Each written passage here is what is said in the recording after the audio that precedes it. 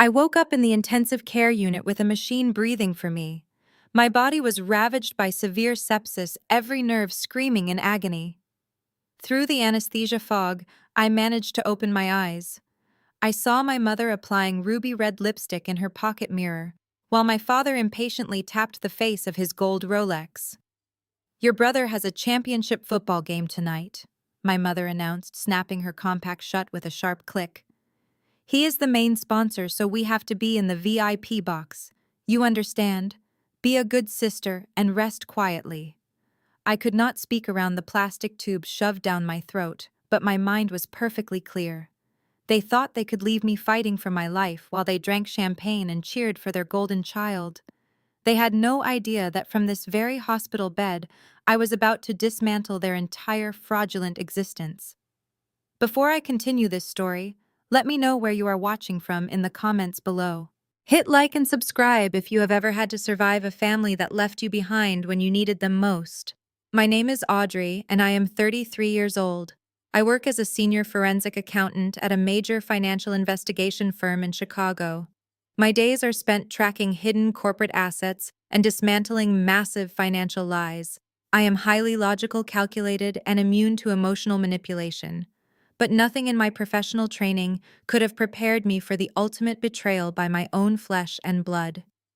To understand the sheer cruelty of what happened in that hospital room, you have to understand the dynamic of my family. My parents, Richard and Patricia, are obsessed with the illusion of high society. They live in a constant state of performing for their peers, desperate to project an image of effortless wealth and success. But their ultimate trophy is my younger brother Tyler. At 30 years old, Tyler is a failed collegiate football player. Instead of getting a real job, he opened a fake sports management agency, a vanity-driven venture funded by my parents. They treat him like a superstar, pouring their resources and attention into his fragile ego while treating me like an inconvenient afterthought. The nightmare began 2 days earlier. I was wrapping up a massive audit when blinding pain ripped through my abdomen. It felt like someone had plunged a hot knife into my side. I collapsed at my desk. My colleagues called an ambulance and I was rushed to the emergency room. The diagnosis was grim. My appendix had suddenly ruptured, spilling infection into my abdominal cavity, causing severe sepsis. I was immediately rushed into emergency surgery to clean out the infection. I was hovering on the brink of death. When I finally regained consciousness in the ICU, the physical reality was terrifying. A thick plastic endotracheal tube was taped to my mouth, forcing air into my lungs with a rhythmic mechanical hiss. IV lines snaked from my arms, pumping heavy antibiotics and painkillers into my veins. The monitors beside my bed beeped continuously, tracking my fragile vital signs.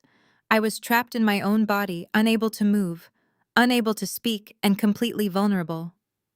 I turned my head slightly, sending a fresh wave of nausea through my core. My parents were not hovering over my bed with tears in their eyes. They were standing near the doorway, completely detached from the life and death struggle happening just feet away from them. Patricia was wearing a tailored navy suit, holding a small silver mirror, carefully outlining her lips. Richard stood beside her, checking his phone. "This parking situation is ridiculous," my father grumbled, not even looking in my direction. "We are going to hit rush hour traffic if we do not leave in the next 20 minutes. Tyler is expecting us at the stadium entrance by 6. My mother smacked her lips together. "I know, Richard. We just need to make sure she is stable so we can get out of here. The VIP reception starts early, and Naomi will be furious if we are late for the family photos." Naomi is Tyler's wife, a woman who loves the luxurious lifestyle my brother pretends to provide. I blinked heavily, trying to make a sound to draw their attention. My mother finally looked up and noticed my open eyes. She walked over to the side of my bed, being careful not to let her designer jacket brush against the hospital blankets. "Oh, good, you are awake," she said casually. "The doctor came by earlier. He said the surgery was successful and you are through the worst of it." She did not ask how I was feeling.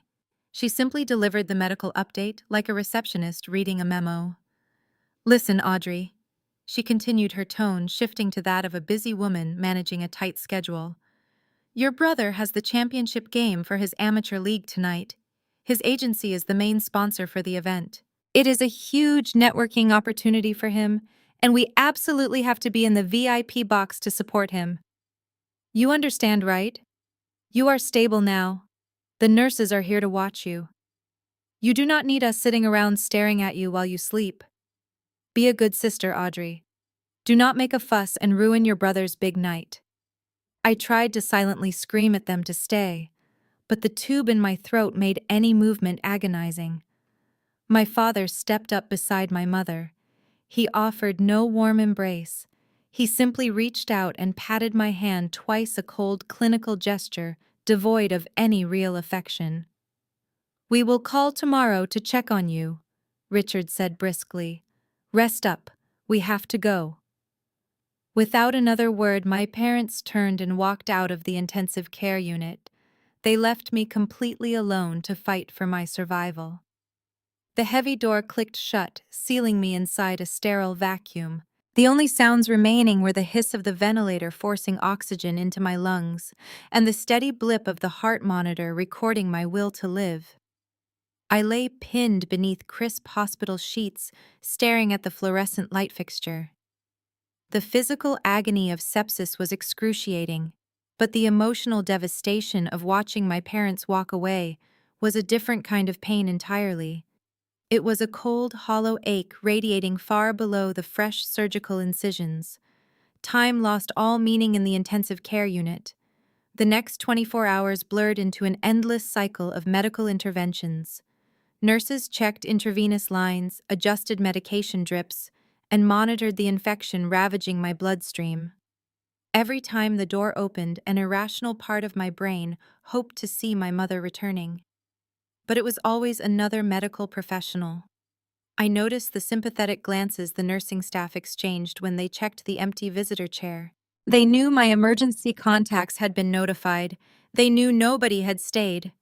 During the darkest hours of the night, my body fought a brutal fever. I shivered uncontrollably, my muscles spasming around the fresh surgical staples in my abdomen. I could not call out for help. The plastic tube shoved down my windpipe gagged me every time I tried to swallow. A night nurse named Clara placed cool washcloths on my burning forehead. She held my hand while suctioning the fluids from my breathing tube, a process that felt exactly like drowning. "You are doing great," Audrey, Clara whispered. "Just hold on for me." I squeezed her hand, anchoring myself to the kindness of a stranger. By morning, the fever finally broke. The fog in my brain began to clear, replaced by the sharp reality of my situation. I had always been the responsible daughter who fixed her own problems. My parents had weaponized that independence, using it as a convenient excuse to neglect me. Lying there completely vulnerable, I realized their abandonment was a calculated choice. Dr. Ramirez entered my room shortly after dawn. He was a tall, serious surgeon whose swift actions had saved my life 2 days prior. He reviewed my chart, checked my vitals, and finally offered a reassuring nod. "Your infection markers are dropping, Audrey," he said, his voice steady and professional. "The sepsis nearly caused multiple organ failure, but your body is fighting back. You are remarkably strong. We are going to take the breathing tube out right now." The extubation process was violently jarring. The respiratory therapist deflated the small balloon holding the tube in place and instructed me to cough as hard as I could. I choked and gagged horribly as the long plastic pipe was pulled from my airway. I desperately gasped for my first independent breath, my throat burning fiercely as if I had swallowed crushed glass. Dr. Ramirez handed me a small cup of ice chips. "Take it very slow," he advised. "You are going to be severely hoarse for a few days. Do you have someone we can call to come sit with you today? You really should not be alone right now." I swallowed a tiny shard of ice, wincing sharply as it slid down my inflamed throat. "Did anyone call?" I rasped, my voice barely above a painful whisper. "My parents said they would call." Dr. Ramirez looked silently at Clara. The nurse gave a sad shake of her head. "No, sweetheart," Clara said softly. "The front desk has not received any calls for you. We can try their numbers again if you would like." I closed my tired eyes and shook my head once. "Do not bother," I croaked. I weakly gestured toward the plastic belongings bag sitting on a shelf near the window. Clara retrieved it and carefully pulled out my personal items, placing my smartphone directly on the rolling tray table. It felt incredibly heavy in my weakened grip. I pressed the power button, half expecting to see a missed call notification or a frantic text from my father claiming they had been held up by traffic. The bright screen illuminated my face. There were exactly 0 missed calls. There were 0 direct messages asking if I had survived the night. There was only a rapid string of notifications from the family group chat. I opened the messaging application. The chat was flooded with dozens of high-resolution photos.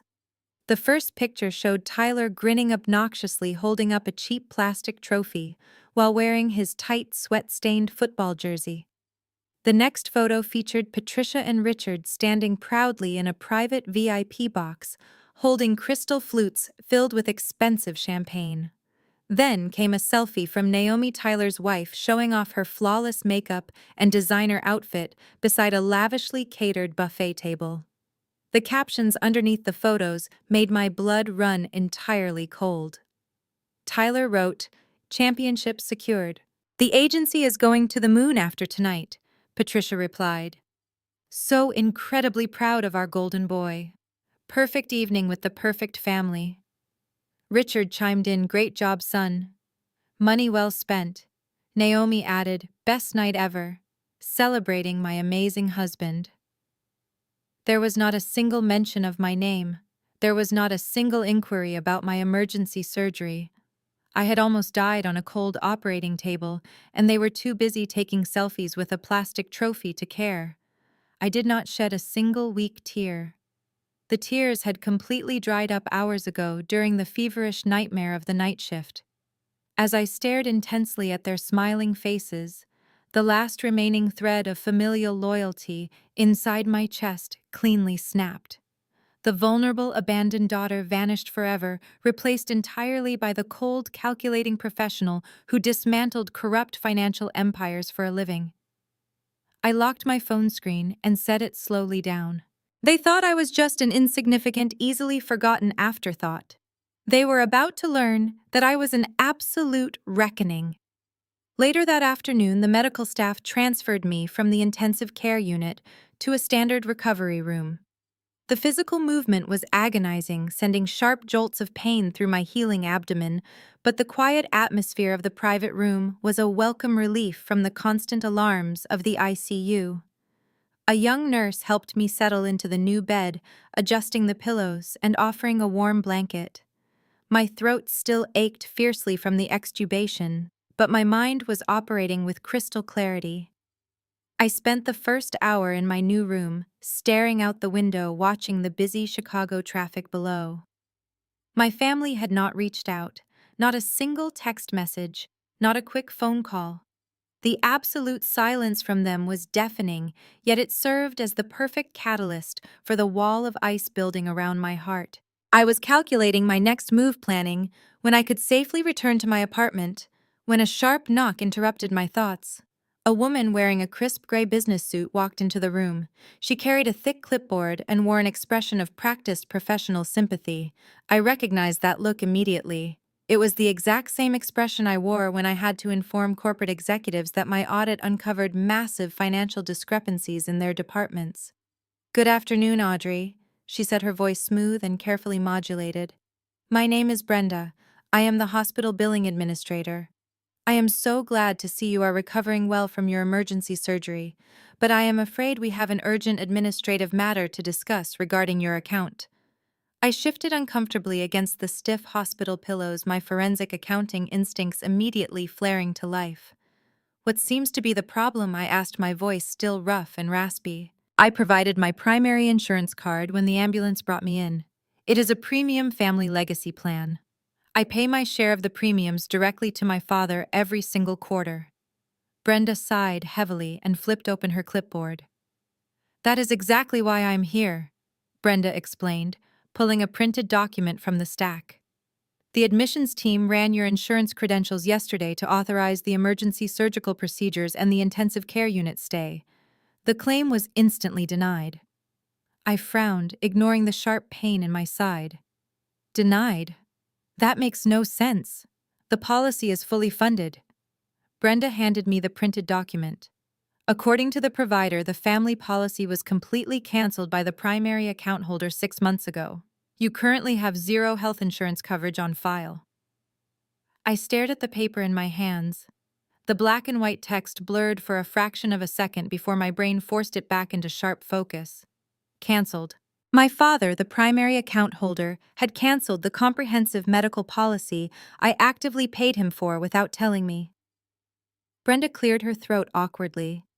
Because this was a life-saving emergency admission, the hospital proceeded with the surgery regardless of your uninsured status.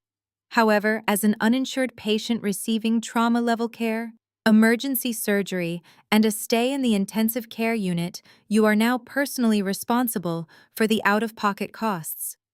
She handed me a second sheet of paper. This is the itemized preliminary bill. I looked down at the bold numbers printed at the bottom of the page. $185,000.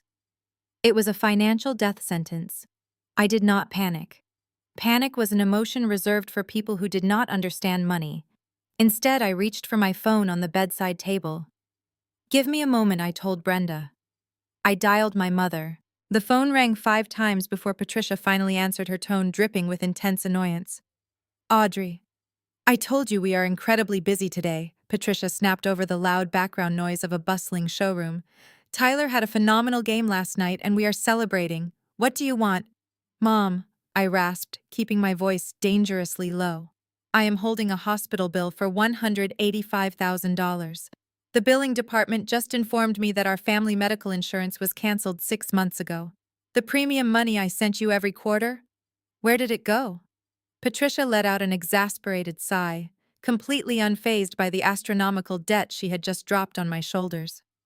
Oh, that. I forgot to mention it. Tyler needed a massive cash injection to secure the lease for his new sports agency headquarters. We had to liquidate a few assets and cut some unnecessary overhead to help him out. Unnecessary overhead, I repeated, my grip tightening on the phone. You canceled my health insurance to fund his fake agency and kept taking my premium payments. You are 33 years old, Audrey. Patricia scolded, her voice rising in irritation. You have a decent job. It is time you act like an adult and pay your own bills. We cannot be responsible for you forever.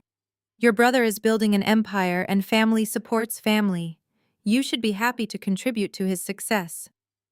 I lay there in my hospital bed, recovering from a near-fatal infection, listening to my mother justify financial theft. You left me with a $185,000 medical bill, I said flatly. Patricia scoffed loudly.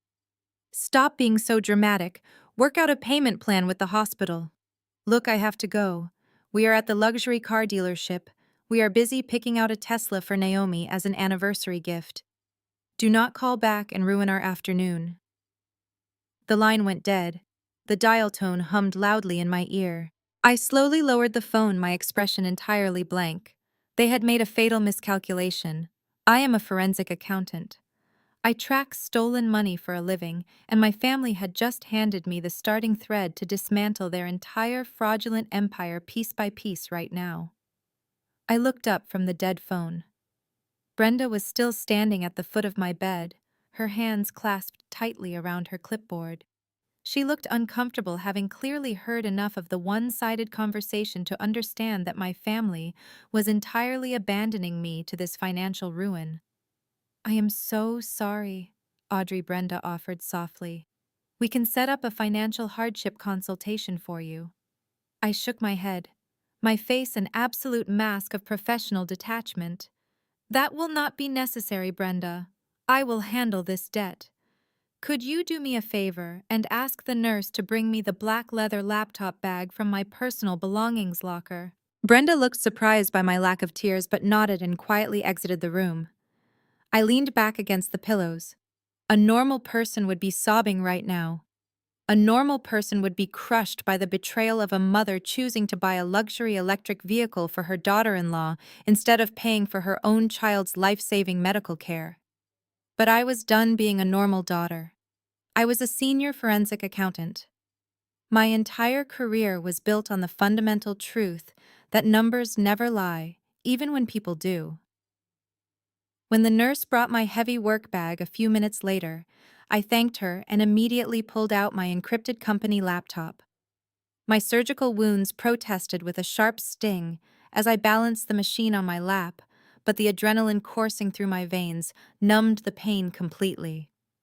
I booted up the system and connected to my firm's secure virtual private network. I had access to enterprise-level financial tracking software, the kind of databases that corporate executives paid my firm tens of thousands of dollars to deploy when they suspected their partners of embezzling funds. I decided to run a comprehensive background check on my own social security number. If my parents were bold enough to steal my insurance premiums to fund Tyler's fake sports management agency, I needed to know exactly what else they had compromised. I logged into the encrypted portal and pulled my full credit files from all three major bureaus. I waited for the progress bar to fill my fingers, hovering over the keyboard. The screen flashed, generating a highly detailed financial report. I scanned the summary page, expecting to see my usual impeccable credit score and my modest mortgage. Instead, the bold red numbers at the top of the dashboard made my breath catch in my throat. My credit utilization was maxed out. My score had plummeted by nearly 200 points in the span of 6 months. I bypassed the summary and dove straight into the raw trade lines. I aggressively filtered the data, organizing the open accounts by origination date and balance size. I ignored my regular credit cards and my auto loan. My eyes locked onto a massive new entry listed under commercial liabilities. It was a business loan. But it was not just any standard bank loan. It was a federally backed Small Business Administration loan. The principal amount originated at exactly $1.2 million. My heart slammed against my ribs. I clicked on the creditor details, bringing up the digital footprint of the loan application.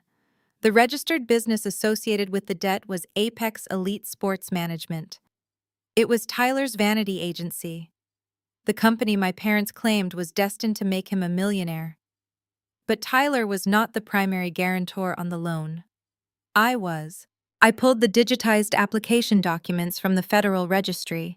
There it was displayed in high resolution on my screen. My full legal name, my social security number, my previous home addresses, and my employment history at the financial investigation firm were all meticulously listed to prove exceptional creditworthiness. Tyler had used my pristine financial background to secure a massive amount of federal funding that he never could have qualified for on his own. At the bottom of the digital promissory note was a signature.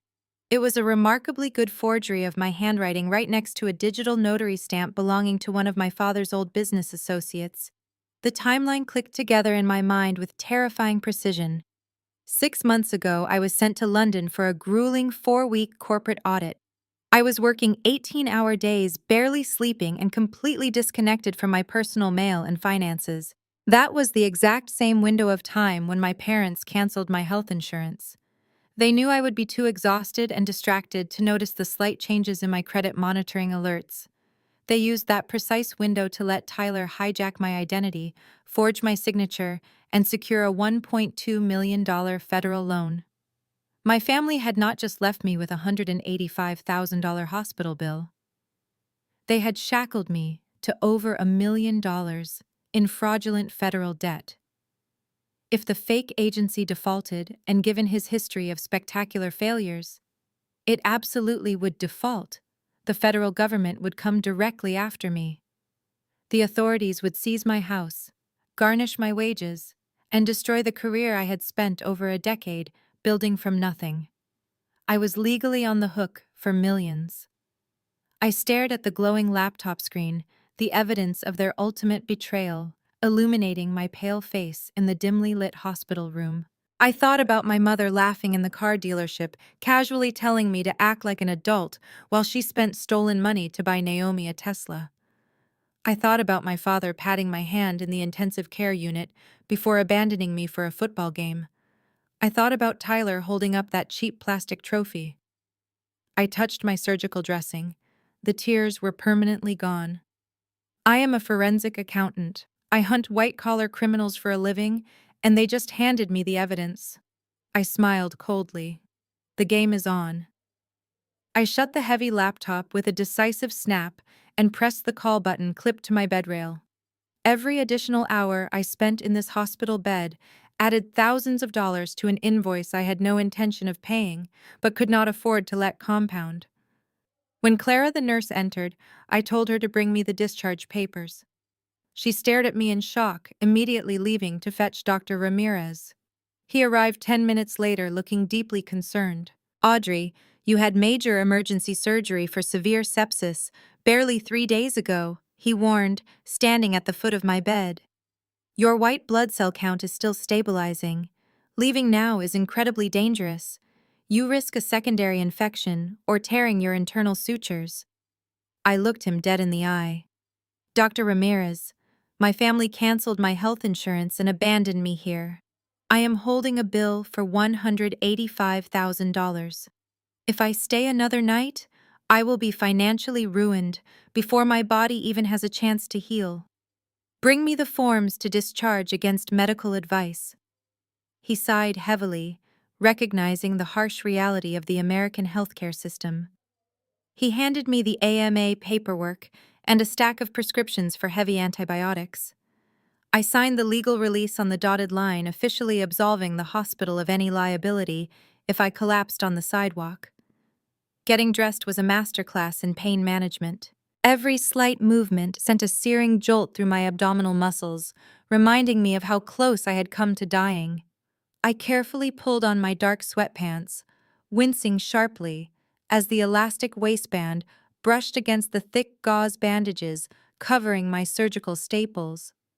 I reached into my belongings bag and retrieved my heavy, oversized black wool coat. Wrapping it tightly around my frame, I completely concealed the bloody bandages, the slight hunch in my weary posture, and the undeniable physical trauma my body had just endured. I forced myself to stand perfectly straight, absolutely refusing to request a wheelchair from the medical staff. I walked out of the recovery ward with slow, deliberately measured steps. The bright fluorescent lights of the hospital corridor flickered above me as I navigated the incredibly long walk to the main entrance. Cold sweat beaded on my forehead, and my breath came in short, shallow gasps, but I kept my face entirely impassive. I pushed through the heavy revolving glass doors and stepped out into the crisp, freezing Chicago air. I hailed a passing yellow taxi, climbing into the back seat with a fiercely suppressed groan of sheer agony. The driver pulled away from the curb, merging seamlessly into the heavy afternoon traffic. I leaned my head against the cool glass of the window, taking a quiet moment to simply breathe and assess my physical limitations. Once my racing heart rate steadied, I pulled my smartphone from my coat pocket. If I was going to systematically dismantle my family, I needed to know exactly what narrative they were currently spinning to their elite social circle. I opened my social media applications and navigated straight to Naomi. My 29-year-old sister-in-law absolutely loved luxury, fiercely craved public attention, and blindly worshipped my brother. She obsessively documented every single second of her glamorous, wealthy life online. I refreshed her main profile page. Right at the very top of her feed was a brand new post uploaded barely an hour ago. It featured a somber, heavily filtered black and white photograph of Tyler, looking thoughtfully out a window, his hands clasped tightly together in fake despair. The caption underneath made the breath stall completely in my lungs. "Heartbroken. We had to put Audrey in a secret rehab facility today. Prayers for our family during this incredibly difficult time. Tyler is being so strong, but please respect our privacy as we help his sister fight her demons." I stared unblinkingly at the glowing screen. Secret rehab facility. addiction, demons. The sheer, unadulterated audacity of the lie was breathtaking. They were not just hiding the horrific fact that they had abandoned me in the intensive care unit. They were actively weaponizing my physical absence to benefit themselves. As a forensic accountant, I immediately saw the brilliant evil underlying strategy. Tyler was currently pitching his fake sports management agency to a highly exclusive pool of wealthy, high-profile investors. A sister who nearly died from a ruptured appendix because her family maliciously cut her health insurance was a massive financial liability. It made them look unbelievably callous, negligent, and fundamentally unstable. But a sister struggling with a tragic sudden addiction miraculously turned Tyler into a sympathetic, caring hero. It beautifully painted my parents and my brother as a loving, resilient family dealing bravely with a private tragedy. It was the absolute perfect public relations spin. They were using my fake addiction to actively farm sympathy and extract much more investment capital from their wealthy targets. I read through the flood of comments underneath Naomi's post. Friends and distant relatives were leaving prayers and heart emojis praising Tyler for his incredible bravery and endless sibling devotion. The profound hypocrisy made my stomach churn violently. My brother was building his entire reputation on a foundation of absolute lies, using my fabricated downfall as the perfect stepping stone to elevate his own fabricated success story. The burning anger inside my chest solidified into something much colder than ice. Naomi was probably sitting comfortably in her brand new Tesla right now, watching the likes and sympathetic comments roll in, completely oblivious to the federal fraud her husband had committed to buy that very car. The taxi finally pulled up to my apartment building. I paid the driver and stepped out onto the hard pavement, clutching my oversized coat tightly around my battered body. They wanted to play a high-stakes game of public deception. They had no idea they had just invited a master investigator to the table. I dragged myself into my quiet apartment, ignoring the burning protest of my fresh surgical wounds. I walked to my home office safe, punched in the code, and extracted my encrypted external hard drives. Time was ticking. If my family realized I was out of the hospital, they would immediately start shifting funds to offshore accounts. I needed a legal strategy and knew exactly who to call. I ordered a private car to the financial district. Mitchell was a ruthless corporate lawyer and my former colleague at the investigation firm before he jumped ship to open his own high-stakes legal practice. We had dismantled 3 major embezzlement rings together. He was highly aggressive and the absolute best at what he did. That made him the perfect ally for destroying my family. The receptionist tried to stop me, but I bypassed her desk and pushed the mahogany doors to his private suite wide open. Mitchell looked up from his desk, his sharp eyes narrowing as he took in my pale face and oversized coat. He stood up, noticing the rigid way I held my abdomen. "Audrey," he said, his voice laced with rare concern. "You look like you just crawled out of a grave. What happened to you?" I locked the office door behind me and dropped my encrypted drives onto his glass desk. "I survived severe sepsis," I replied, my voice steady despite the searing pain. "While I was in the intensive care unit on a ventilator, my family canceled my health insurance, leaving me with a bill for $185,000. Then my brother forged my signature to secure a $1.2 million federal loan. They also posted on social media that I am in a secret rehabilitation facility for drug addiction." Mitchell stared at me for 3 seconds. He recognized the cold fury in my eyes and mirrored it perfectly. He sat back down and pulled my external drives toward his workstation. "I assume we are not calling the police," he stated, booting up his secure terminal. "Absolutely not," I confirmed, sinking into the leather chair opposite him. "If we file a standard police report, Tyler will get tipped off. He will panic, move the remaining liquid cash into untraceable cryptocurrency wallets, and file for bankruptcy. I want to build a bulletproof fraud case and freeze his assets from the inside out before he realizes I'm awake. We are going to trace every single cent of that money." Mitchell cracked his knuckles, a predatory smile spreading across his face. "Let us hunt." For the next 4 hours, we bypassed standard legal channels and deployed my firm's proprietary forensic accounting software directly through his secure servers. We imported the forged loan documents I had pulled at the hospital and gained backdoor access to the federal wire transfers. As a licensed investigator, I had the clearance to subpoena the routing numbers associated with the initial loan disbursement. The federal funds had been deposited into a commercial checking account registered to Apex Elite Sports Management. But the money did not stay there for more than 48 hours. Tyler was incredibly sloppy.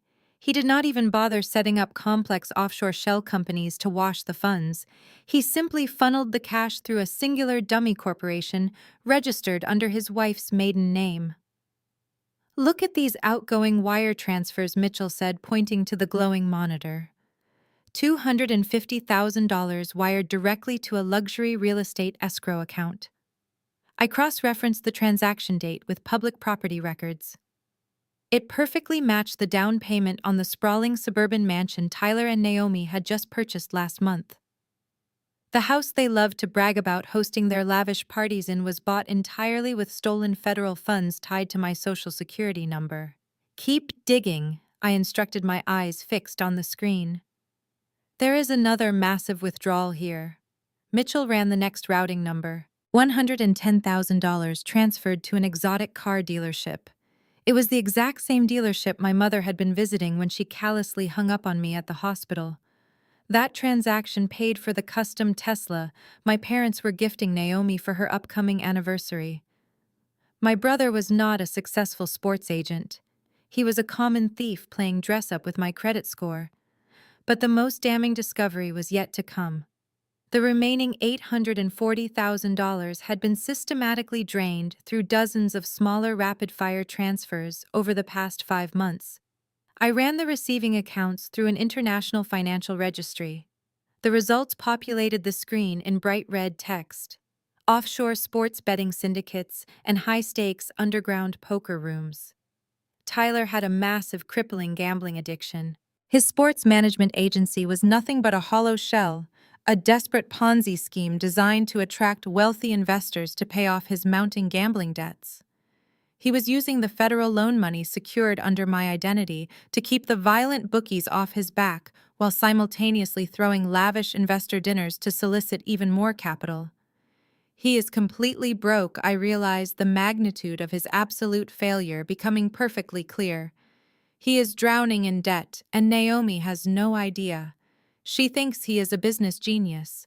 She thinks the mansion and the diamond rings are profits from a legitimate agency. Mitchell leaned back in his chair, folding his arms. "It is aggravated identity theft, federal bank fraud, and massive embezzlement. When the feds see this trail, he is looking at a minimum of 15 years in a federal penitentiary. We have the complete financial roadmap, Audrey. Every dollar is accounted for. What is our very next move?" I stood up, adjusting my heavy winter coat over my surgical scars. My physical pain was entirely gone, replaced by the thrilling, undeniable power of absolute control. "We go to the bank," I said coldly. "We are going to choke his fraudulent cash flow to death." I left Mitchell in his office preparing the federal injunction documents and ordered a private car to the affluent northern suburbs. The drive took 45 minutes, giving me ample time to lock away every shred of human emotion I had left. The car pulled up to a massive wrought iron gate. Behind it sat the sprawling neo-colonial mansion Tyler and Naomi had purchased just last month. The driveway was paved with custom stone, and the landscaping was immaculate. I looked at the imported Italian marble fountain bubbling in the center of the courtyard. Every single drop of water, every perfectly manicured shrub, and every brick in that house was paid for with my stolen identity. I paid the driver and stepped out into the biting wind.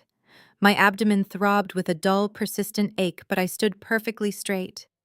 I walked up the sweeping driveway and bypassed the doorbell entirely, trying the heavy oak front door. It was unlocked.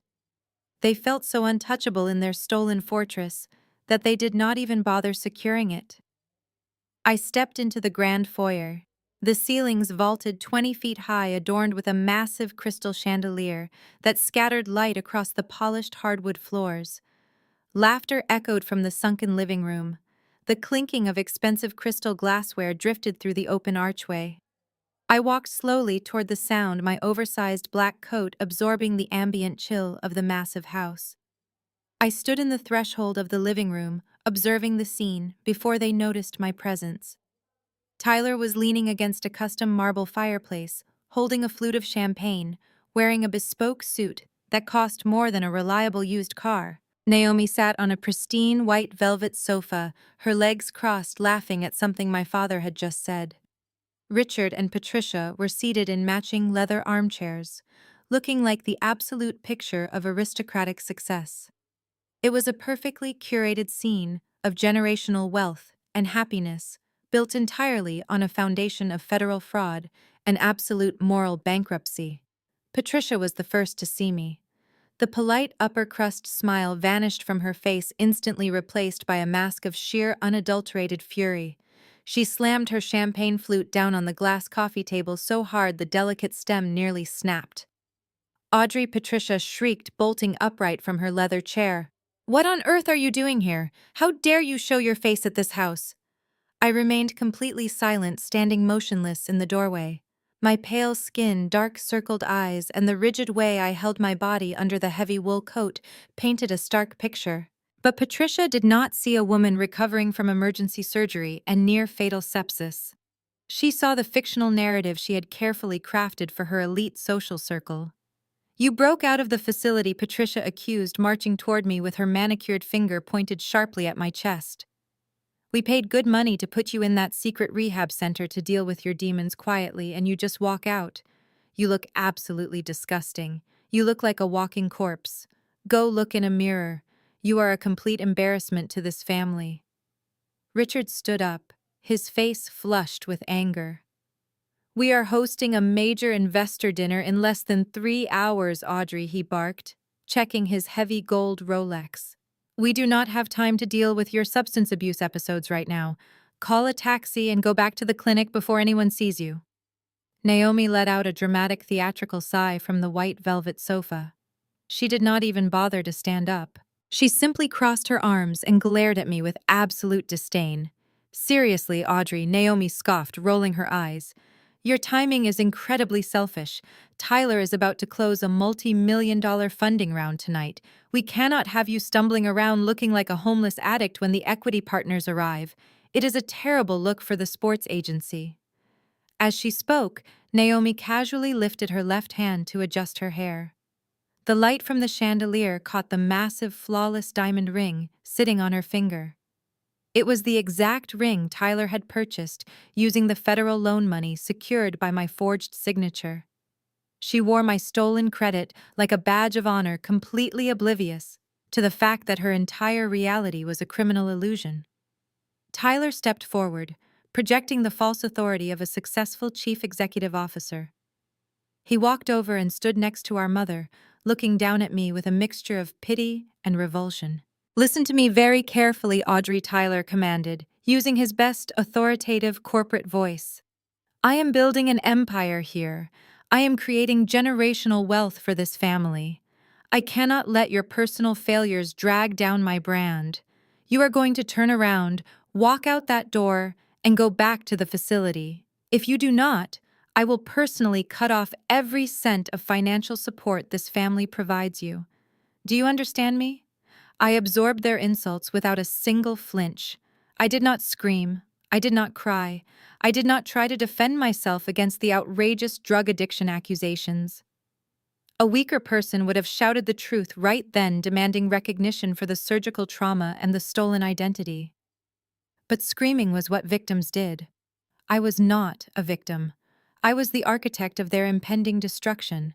Every cruel word they spat at me only confirmed that they deserved absolutely no mercy. I looked at the champagne glasses, the diamond ring, the bespoke suit, and the marble fireplace. They had climbed so incredibly high on their ladder of lies, completely unaware that I was already holding the sledgehammer to the very bottom rung. I maintained my cold, stony silence, waiting patiently for them to finish digging their own deep graves.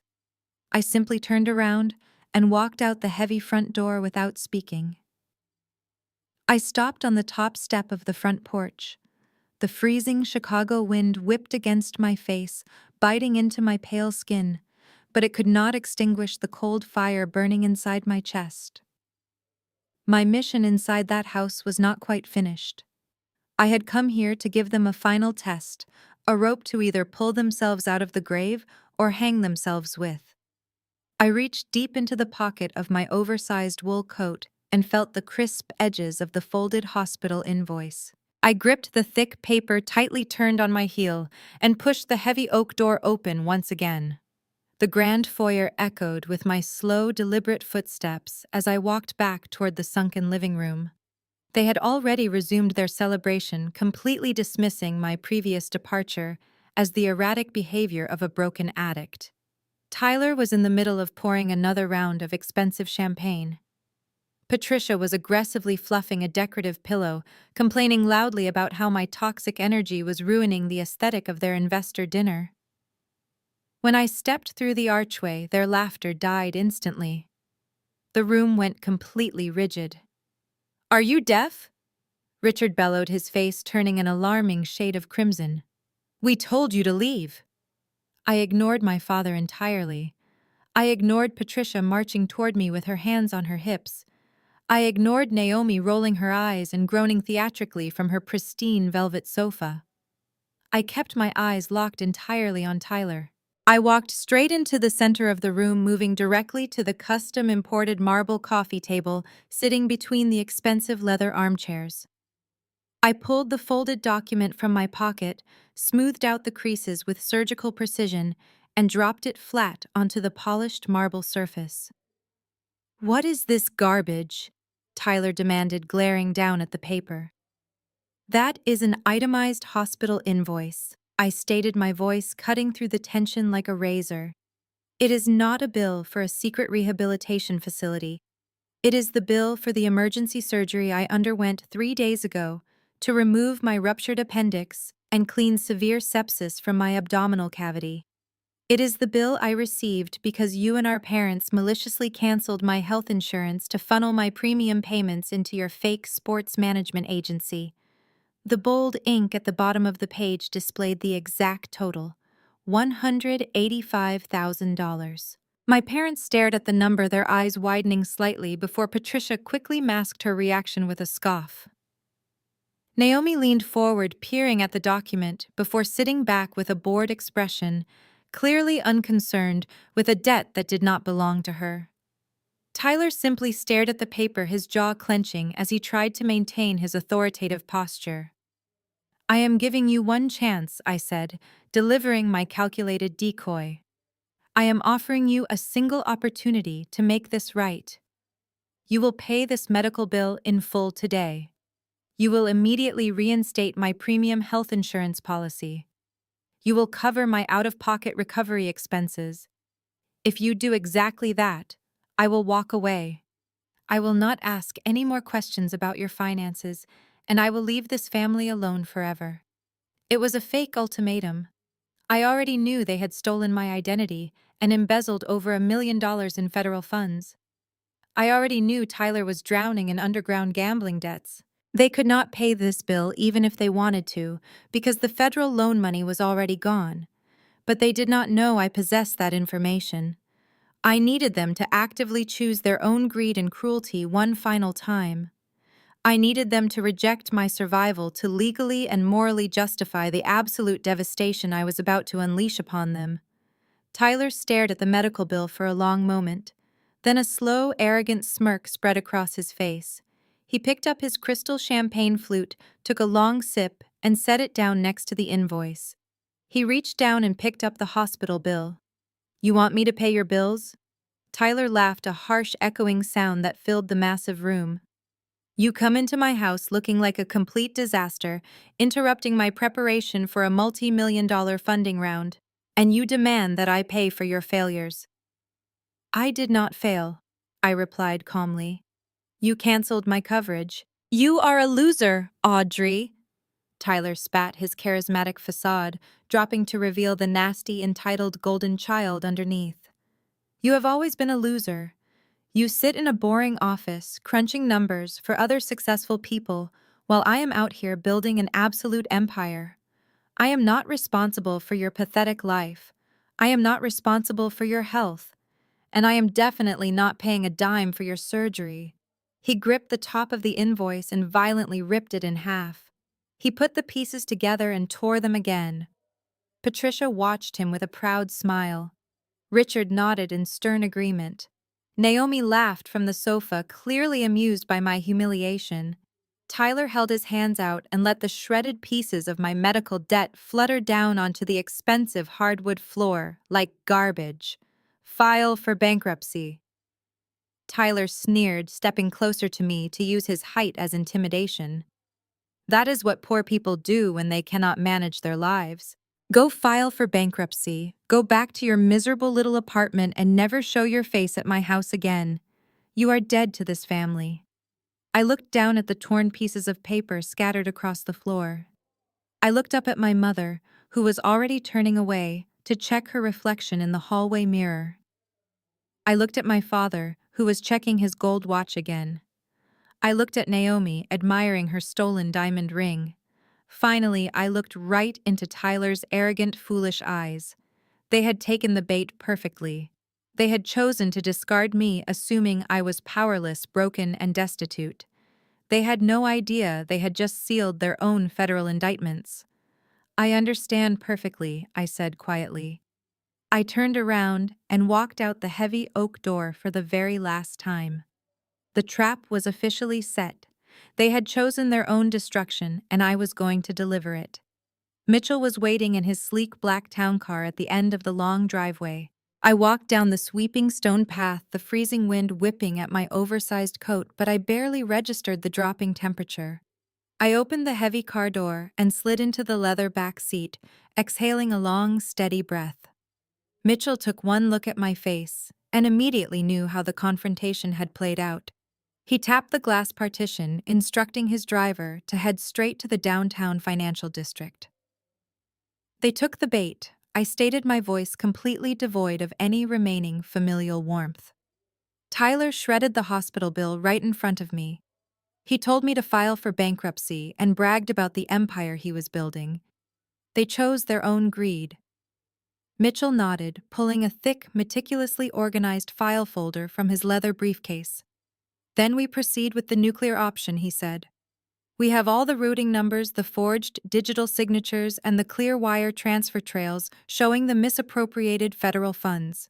The moment we walk into that bank, the shockwave is going to be instantaneous. Tyler and your parents have deeply intertwined their personal finances with the sports agency accounts to artificially inflate their perceived wealth.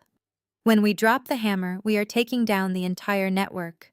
We arrived at the towering glass and steel headquarters of the federal bank that had issued the Small Business Administration loan. It was a massive, intimidating institution that handled billions of dollars in commercial funding. I pushed through the heavy revolving doors, my physical pain entirely suppressed by a razor-sharp focus. We bypassed the standard teller lines and walked directly to the executive banking suite on the third floor. The receptionist stood up, attempting to ask for our appointment details, but Mitchell swiftly presented his platinum legal credentials and my federal guarantor identification.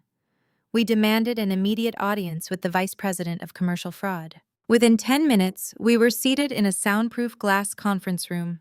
Across the polished mahogany table sat Vice President Reynolds, a stern-looking man with graying hair who managed the bank's high-risk commercial portfolios. He looked at us with a mixture of professional courtesy and guarded skepticism. Mitchell took the lead, placing the thick file folder squarely in the center of the table. Mr. Reynolds Mitchell began his tone, carrying the lethal weight of a seasoned corporate litigator. We are here to report a massive ongoing federal fraud operation occurring within your institution. My client Audrey is currently listed as the primary guarantor on a $1.2 million Small Business Administration loan issued to Apex Elite Sports Management. Reynolds frowned, opening the file. Yes, I am familiar with that account. It was approved 6 months ago based on your client's exceptional credit profile and professional standing. What exactly is the issue here? I leaned forward, clasping my hands tightly together on the table. The issue, Mr. Reynolds, is that I never signed those loan documents I explained clearly. My brother Tyler forged my signature and used my social security number while I was out of the country on a corporate audit. But the forgery is only the beginning of your problem. I am a senior forensic accountant and I have spent the morning tracing the disbursement of your federal funds. Tyler is running a Ponzi scheme, and your bank is currently facilitating massive embezzlement. Reynolds went completely still. He opened the folder and began reviewing the highlighted documents. I walked him through the financial roadmap with surgical precision. I pointed out the massive wire transfer used for the down payment on the suburban mansion. I highlighted the direct electronic payment to the luxury car dealership for a custom electric vehicle. Then I showed him the irrefutable, deeply embarrassing proof of the remaining capital being systematically drained into offshore gambling syndicates. None of this money was used for business operations, I stated, watching the blood drain completely from the vice president's face. Apex Elite Sports Management has zero legitimate revenue streams. Tyler is using your federally backed loan to cover personal luxury purchases and catastrophic underground gambling debts. Because my name is fraudulently attached to this loan, as the primary guarantor, I am exercising my legal right to enact an immediate comprehensive internal fraud freeze on every single account connected to this business entity. Reynolds was a seasoned banker. He recognized a catastrophic liability when he saw one. If the federal government discovered his branch had allowed over $1 million in SBA funding to be embezzled into offshore betting rings without triggering internal anti-money laundering alerts, his career would be instantly over. He picked up his desk phone, his hands shaking slightly, and dialed the internal emergency extension for the bank's fraud prevention department. Execute a hard lockdown on all accounts associated with Apex Elite Sports Management, Reynolds ordered into the receiver. Yes, an immediate code red freeze. Block all outgoing wire transfers, suspend all linked credit lines, and freeze any personal checking accounts authorized by the primary signers. Do it right now. I sat back in my chair listening to the rapid clicking of keyboards coming through the phone line. The process was swift, silent, and entirely devastating. Within 90 seconds, the internal fraud freeze was fully active. The bank locked down the primary commercial accounts. They froze the corporate credit cards Naomi was currently using to fund her extravagant lifestyle. They even suspended the joint personal accounts belonging to Patricia and Richard because my parents had foolishly linked their own retirement savings to Tyler's business to help him show artificially high liquidity during the initial loan approval process. We severed their entire financial oxygen supply in less than 2 minutes. We stood up from the mahogany table, our mission officially accomplished. The trap had snapped shut, locking them inside a steel vault. The invisible strangulation had officially begun right today. Across town, blissfully unaware of the catastrophic financial avalanche barreling toward her, Naomi was holding court in the VIP lounge of an exclusive designer boutique on the Magnificent Mile. She sat on a plush velvet ottoman, sipping complimentary sparkling water, while two fawning sales associates arranged a staggering display of luxury leather goods at her feet. Naomi pointed a manicured finger at a limited edition crocodile skin handbag and a pair of crystal-embellished heels. She quickly instructed the associates to box up the luxury items. The total was rapidly approaching $25,000, just another casual Tuesday for Naomi. She pulled the heavy metal corporate card from her designer wallet and placed it onto the silver presentation tray with a practiced, arrogant flourish. The senior sales associate smiled warmly, picking up the heavy metal card and gliding over to the register. A sharp negative beep suddenly echoed from the point-of-sale terminal. The associate frowned, pressing a few buttons before swiping the card a second time. Another loud rejecting beep filled the quiet boutique. Naomi noticed the hesitation and let out an exasperated sigh. She stood up, smoothing her designer skirt, and walked over to the counter. "Is there a problem?" Naomi demanded. The associate offered a deeply apologetic smile. "I am so sorry, ma'am, but the issuer has declined this transaction. The terminal is giving me a code indicating the account is frozen." Naomi snatched the card back.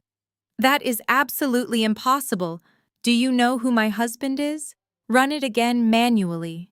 The associate tried once more, but the digital display glowed bright red with the word declined. The other patrons stopped browsing and stared. She shoved her hand into her purse and pulled out 2 personal platinum credit cards. Use these instead, she commanded, her voice trembling with rising panic. The associate swiped the first personal card. Declined. She swiped the second one. Declined. The smiles on the sales staff vanished, replaced by icy disdain. We cannot release the merchandise without valid payment, the store manager stated, stepping in to handle the commotion. Naomi snatched her useless plastic cards off the counter. Her face burned with humiliation. She turned and stormed out of the boutique, her hands shaking violently. Standing on the freezing sidewalk, Naomi pulled out her phone and furiously dialed her husband. Tyler was currently sitting behind a massive, completely empty mahogany desk in his rented high-rise office suite. He was throwing a miniature football against the wall, daydreaming about the millions he planned to secure at the upcoming investor gala. His phone buzzed, and he answered with his usual manufactured bravado. "What is going on?" Beautiful Tyler answered smoothly. Naomi screamed into the receiver. "I just suffered the most horrific humiliation of my entire life. My card was declined. Every single card was declined in front of the entire store. Fix this right now." Tyler stopped tossing the football. He frowned, sitting up straight in his leather executive chair. "Calm down, Naomi. It is probably just a stupid security trigger. You know how the bank gets when you make unusually large purchases. They just need me to authorize the fraud alert. I will log in and clear it up right now.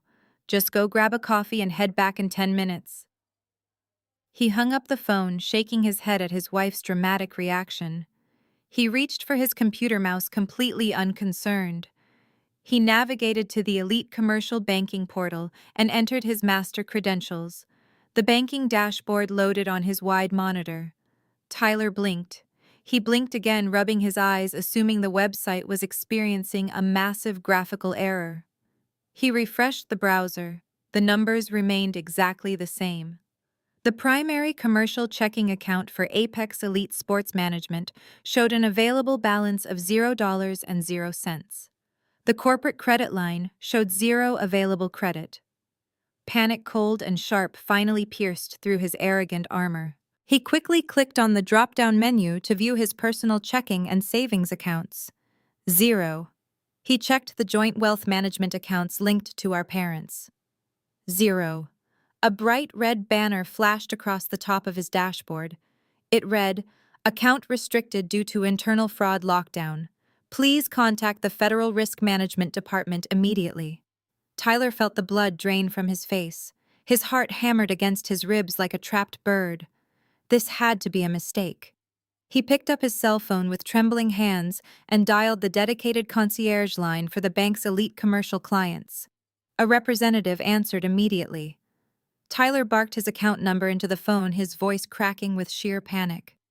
"My accounts are showing 0 balances. Everything is frozen. Remove the restriction immediately. I have a major corporate event to fund this week." The representative typed for a few seconds. "Sir, I am looking at your profile now. I cannot remove this restriction. A comprehensive internal fraud freeze was executed on all linked assets less than an hour ago."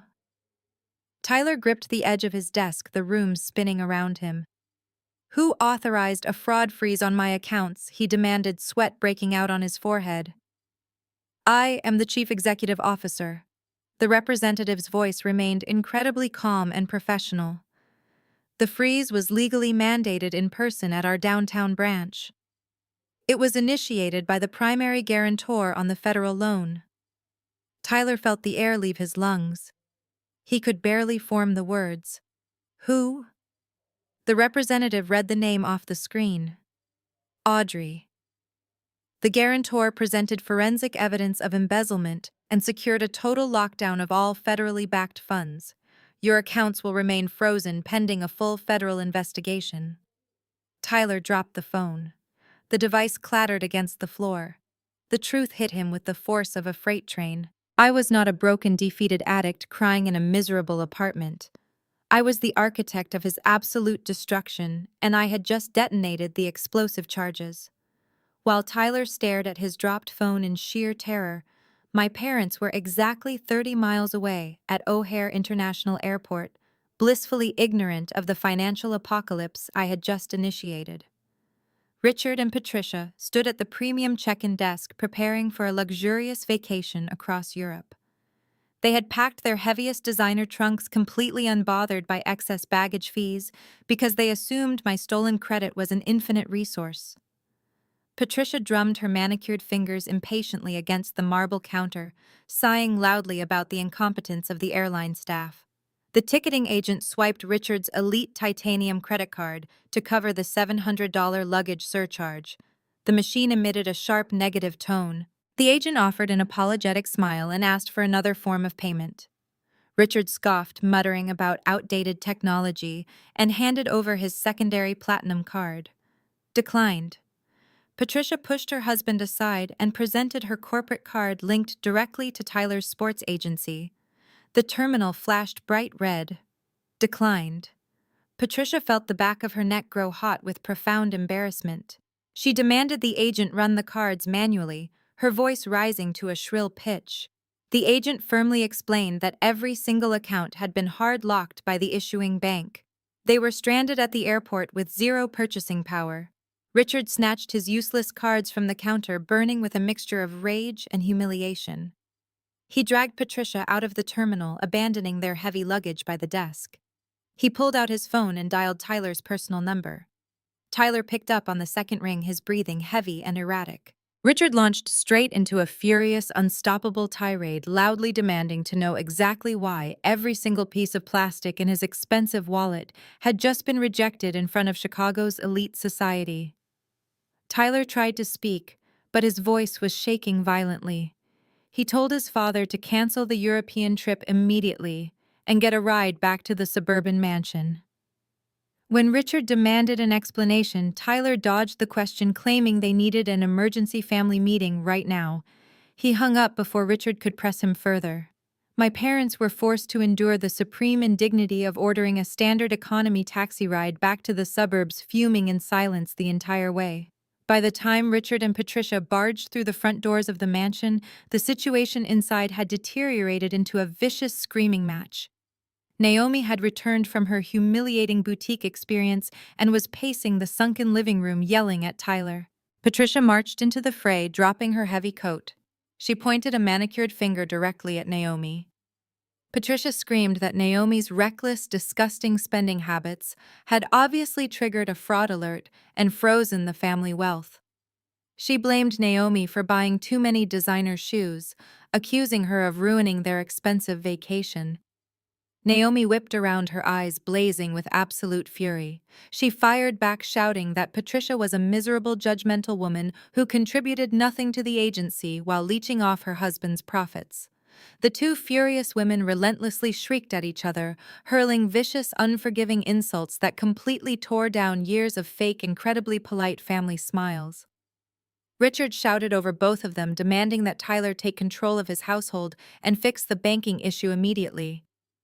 Tyler stood in the center of the chaos, his hands trembling desperately, trying to maintain his fake persona. He suddenly raised his voice aggressively, ordering everyone in the room to shut up and sit down. He lied straight to their faces. He claimed it was nothing but a massive federal banking software glitch. He told them the bank's servers had crashed and automatically frozen thousands of commercial accounts by mistake. He promised he had his best corporate lawyers on the phone right now, sorting out the technical error, and that the funds would be fully restored by tomorrow morning. It was a pathetic, transparent lie, but my parents and Naomi were so desperate to believe in their own wealth that they swallowed the excuse. They retreated to different corners of the massive house, seething with anger, but trusting the golden boy to save them. As soon as the living room cleared, Tyler sprinted up the grand staircase and locked himself inside his master bathroom. He collapsed against the locked door, sliding down to the cold tile floor. He was sweating profusely, his chest heaving as the reality of a federal prison sentence loomed over his head. He knew the banking glitch lie would only buy him a few hours. The investors for his gala were expecting financial statements. The dangerous underground bookies were expecting their massive weekly payments. He pulled out his phone and opened our text message thread. He typed with frantic, shaking thumbs. Audrey, please tell me you did not do what the bank says you did. Please call me back right now. This is a huge misunderstanding. We can fix this. I will pay the hospital bill. I will pay whatever you want. Please do not destroy my life. We are family. Miles away, I sat comfortably at my custom kitchen island, slowly sipping a cup of hot green tea. My laptop was open, displaying the successful federal freeze confirmation. My phone buzzed loudly on the granite counter. I picked it up and watched Tyler's pathetic, desperate messages flood my screen one after another. He begged. He shamelessly pleaded. He desperately tried to manipulate my hidden emotions by using the empty word family. I sat there and read every single word with a calm, perfectly resting heart rate. I did not type a single reply. I did not even tell him off. I simply left the read receipts turned on so he knew exactly when I viewed his messages.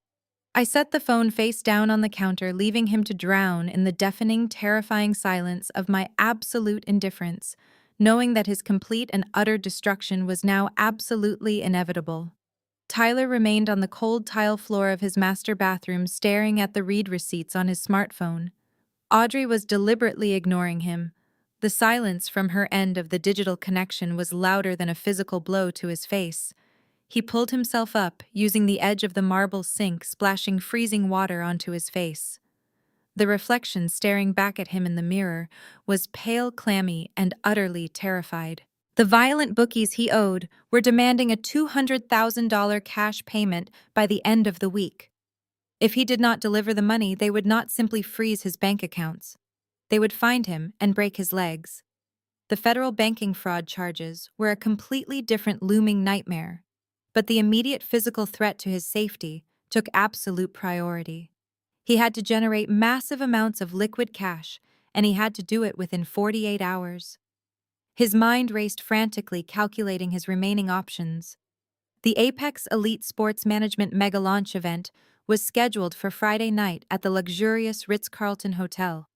It was originally supposed to be a massive vanity project, an outrageously expensive party, funded entirely by Audrey's stolen credit to stroke his fragile ego. But now it was his one and only lifeline. He had invited a dozen high-net-worth equity partners, men with deep pockets looking for lucrative sports investments. If he could charm them, if he could secure even a fraction of their promised venture capital in upfront deposits, he could pay off the violent gambling syndicate and hire a ruthless defense attorney to fight the federal bank fraud charges. He exited the bathroom, pasting his charismatic smirk back onto his face. He found his parents and Naomi waiting in the massive kitchen, still tense from their earlier screaming match. "Listen to me," Tyler announced, projecting unwavering confidence. "The banking software issue is a frustrating nuisance, but my corporate lawyers are handling it as we speak. However, we cannot let this minor inconvenience distract us from the big picture. The launch event this Friday is the most important night of our lives. We have multi-millionaires attending. We have to look perfect, act perfect, and project undeniable success. If we land these investors, the banking glitch will not even matter. We will have more capital than we know what to do with." Richard nodded slowly, his posture straightening immediately. The prospect of rubbing elbows with the ultra-wealthy and securing massive investments instantly soothed his bruised ego. Patricia agreed, already mentally reviewing her designer wardrobe and rehearsing the talking points she would use to impress the venture capitalists. Naomi, however, was still seething over her public humiliation at the designer boutique. She crossed her arms, glaring sharply at her husband. "If we are supposed to project the image of a flawless family, what exactly are we going to do about your miserable sister, Naomi?" asked her voice dripping with venom. "People saw my post about her being in a secret rehab facility. The investors are going to ask questions. They will want to know how our family handles crisis. We need a compelling narrative to feed them." Tyler frowned, pacing the kitchen floor. "Just tell them she is recovering quietly in a private facility," Tyler instructed. Tell them we are funding her treatment and supporting her from a distance. We do not need to bring her up unless they ask." Naomi shook her head, her eyes suddenly gleaming with a vicious, highly calculated idea. "No, that is way too passive. If we want these investors to trust you with their millions, they need to see you as an absolute savior. They need to see our family as strong, compassionate, and victorious over adversity." Naomi pulled out her smartphone, her manicured fingers hovering aggressively over the screen. "We are going to parade her at the gala," Naomi declared proudly. "We will force Audrey to attend the event and show everyone how our immense wealth and endless family support saved her from her tragic personal demons." It is the ultimate public relations move, a beautiful, inspiring redemption story that makes us look like saints. Tyler looked nervous, knowing the terrifying truth about Audrey's real physical condition and her devastating power over their finances. "She will never agree to that," Tyler warned, his voice wavering slightly. "She is extremely angry right now." Naomi scoffed, oblivious to the federal doom hanging directly over their heads. "She is a broke, pathetic loser who just got kicked out of rehab. She will do exactly what I tell her to do if she wants to stay on our good side." Before Tyler could stop her without exposing his massive web of lies, Naomi opened her text messages and began typing. She did not ask for attendance. She demanded it. Miles away, I was sitting at my home office desk reviewing the final federal injunction paperwork with Mitchell over a secure video call. My phone vibrated intensely on the desk. I glanced at the glowing screen. The incoming message was a paragraph from Naomi. I read the words carefully, my eyes narrowing at the audacity of her demands. "Listen closely, Audrey," the message read. "You are coming to the agency gala at the Ritz-Carlton on Friday night. You will dress nicely in a formal gown, cover up your sick face, and act completely normal. You are going to smile and prove to the wealthy investors that our family money fixed your addiction. Do not embarrass us, or Tyler will cut you off for good. Be there at 7. I stared at the text message, a cold, predatory smile spreading across my face. Mitchell watched me through the webcam, raising an eyebrow. "Good news?" he asked. "The best," I replied softly. "They just invited us to their own public execution." I picked up my phone and typed my response. I did not argue. I did not complain. I simply replied with one single word: gladly. Friday evening arrived with a heavy, freezing rain that did absolutely nothing to dampen the manufactured brilliance of the Apex Elite Sports Management mega launch event. The grand ballroom of the Ritz-Carlton was a masterclass in aggressive opulence. Massive crystal chandeliers cast a golden, forgiving light over dozens of round tables draped in heavy white silk. Waiters in crisp black tuxedo vests navigated smoothly through the crowded room carrying silver trays loaded with glasses of vintage champagne and delicate caviar appetizers. A professional string quartet played modern pop songs arranged into sophisticated classical melodies in the far corner of the massive room. Flashbulbs from hired event photographers popped continuously, capturing the forced smiles and aggressive handshakes of Chicago's financial elite. Tyler had managed to assemble a genuinely impressive roster of high-net-worth individuals. There were seasoned venture capitalists, retired professional athletes, and ruthless hedge fund managers, all wearing incredibly expensive watches and calculating expressions. They were men who controlled billions of dollars, completely unaware that the lavish party they were currently enjoying was entirely funded by stolen federal loan money and a blatantly forged signature. Every single floral arrangement, every crystal glass, and every expensive appetizer was paid for by the massive debt currently sitting under my hijacked Social Security number. It was a beautiful, sparkling lie waiting to be shattered. My parents were entirely in their element, swimming through the sea of wealth like hungry sharks seeking their next meal. Richard stood near the open premium bar holding a heavy tumbler of expensive scotch, loudly boasting to a group of potential investors about his son's brilliant business acumen. Patricia drifted gracefully from table to table in a floor-length emerald evening gown, her hair professionally styled to perfection. She was busy laying the groundwork for my arrival, adopting a highly theatrical look of maternal sorrow as she quietly told the venture capitalists about my fictional battle with severe addiction. She painted a beautiful, utterly fake picture of a family pulling together to save a troubled daughter, specifically highlighting Tyler's immense generosity in funding my recovery. Naomi was stationed strategically near the main entrance, adjusting her stolen diamond ring every few minutes to ensure it caught the brilliant chandelier light. She was waiting to intercept me, ready to heavily manage my interactions and ensure I played the exact role of the broken, grateful addict she had demanded in her text message. Tyler was standing near the main stage, sweating profusely underneath his custom-tailored suit. He kept checking his smartphone, absolutely terrified that his violent underground creditors would show up to collect their money before he could secure the necessary deposit checks from the wealthy marks currently mingling in the room. Outside the luxury hotel, I sat quietly in the back of a black executive SUV, looking at my reflection in the dark-tinted window. I did not look like a frail woman who had nearly died of severe sepsis less than a week ago. The fresh surgical staples pulling painfully at my abdomen were tightly bound under a specialized compression garment.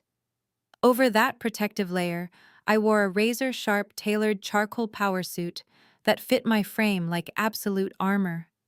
My hair was pulled back into a severe, completely unyielding style that demanded respect.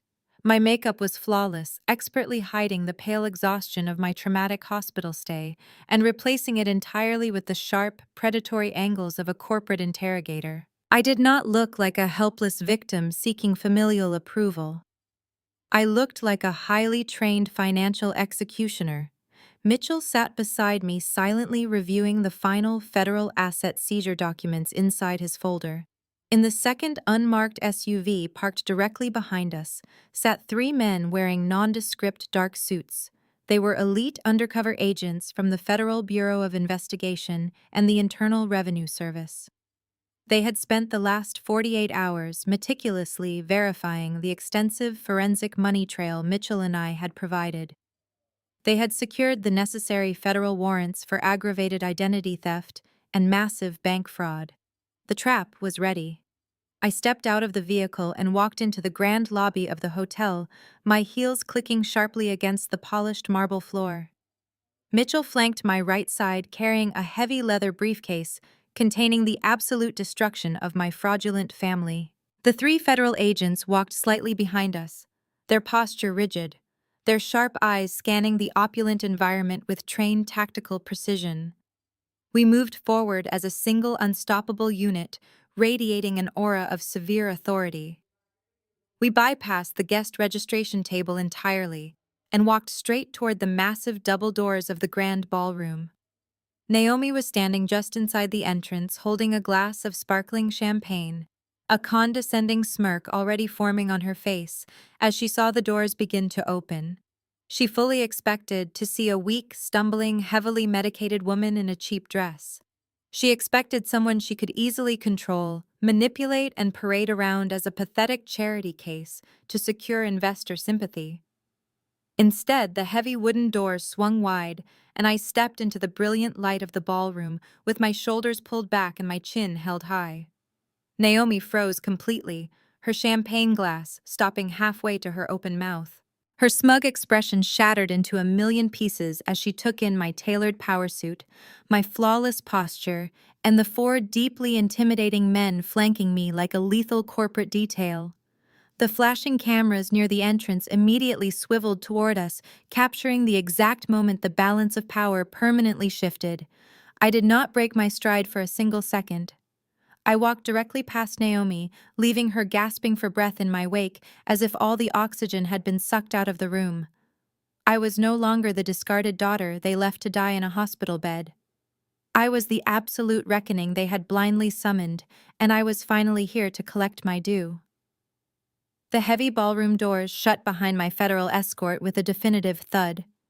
The entire dynamic of the room shifted as I moved forward. Guests instinctively parted, clearing a path through the sea of white silk tables. The sheer intensity radiating from my federal entourage signaled to the wealthy investors that I was not a fragile liability.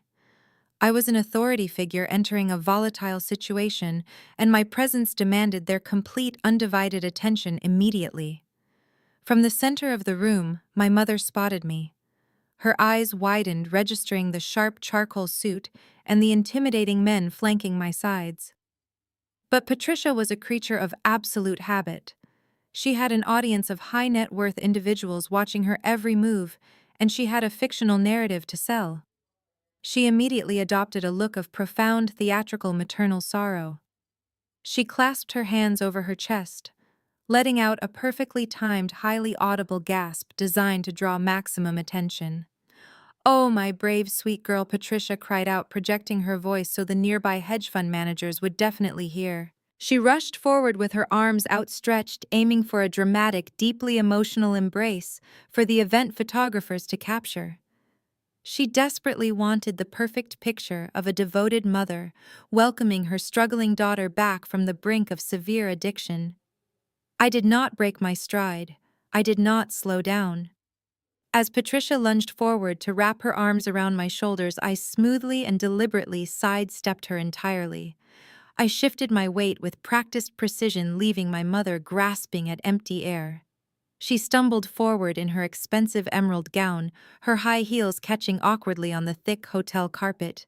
A collective gasp rippled through the surrounding crowd of wealthy socialites.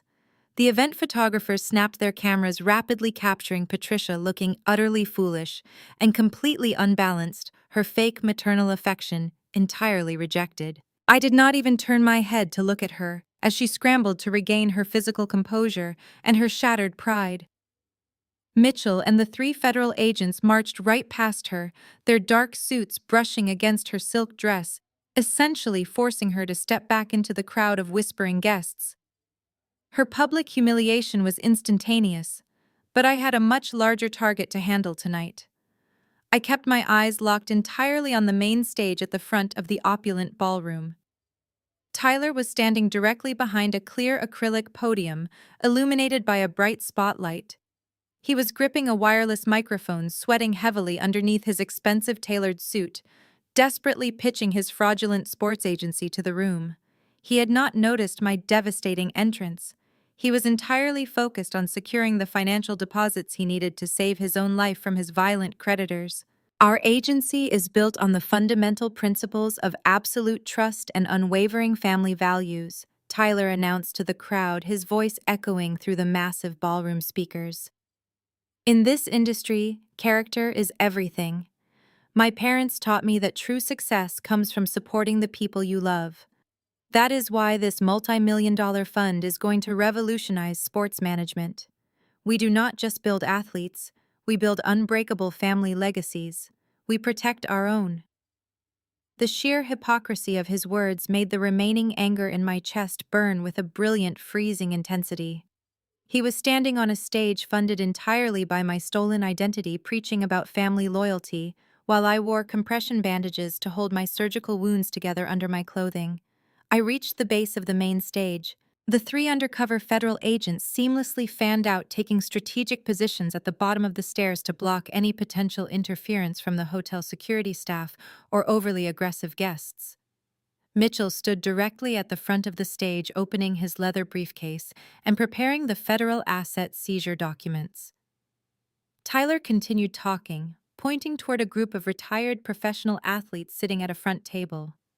"With your investment capital tonight, we will expand this multi-million-dollar fund globally." Tyler boasted, completely unaware of the absolute doom approaching his blind spot. I placed my right hand on the cold metal handrail and began walking directly up the carpeted stage stairs without hesitating. My heels clicked sharply against the wooden steps. The sharp sound was amplified by the sheer heavy silence rapidly sweeping through the front rows of the captive audience. The wealthy investors stopped drinking their champagne. The hired event photographers slowly lowered their cameras, sensing a massive, unprecedented disruption unfolding. I reached the top of the stage and walked straight across the platform toward the podium, my gaze fixed on my brother. Tyler finally caught movement in his peripheral vision. He turned his head, his charismatic smile freezing instantly into a mask of pure, unadulterated terror. He saw my tailored suit, my flawless posture, and the absolute lack of mercy in my eyes. He looked down at the floor and saw the federal agents securing the perimeter, their badges barely concealed beneath their tailored dark suit jackets. The blood drained completely from his face, leaving him looking like a terrified, cornered child rather than a wealthy corporate executive. He opened his mouth to speak to spin yet another lie to somehow salvage his crucial funding pitch before the investors started asking dangerous questions. I did not give him the chance to speak. I stepped directly into his personal space, reached out, and firmly took the wireless microphone right out of his trembling hand. He was so paralyzed by shock that he surrendered the device without a single ounce of physical resistance.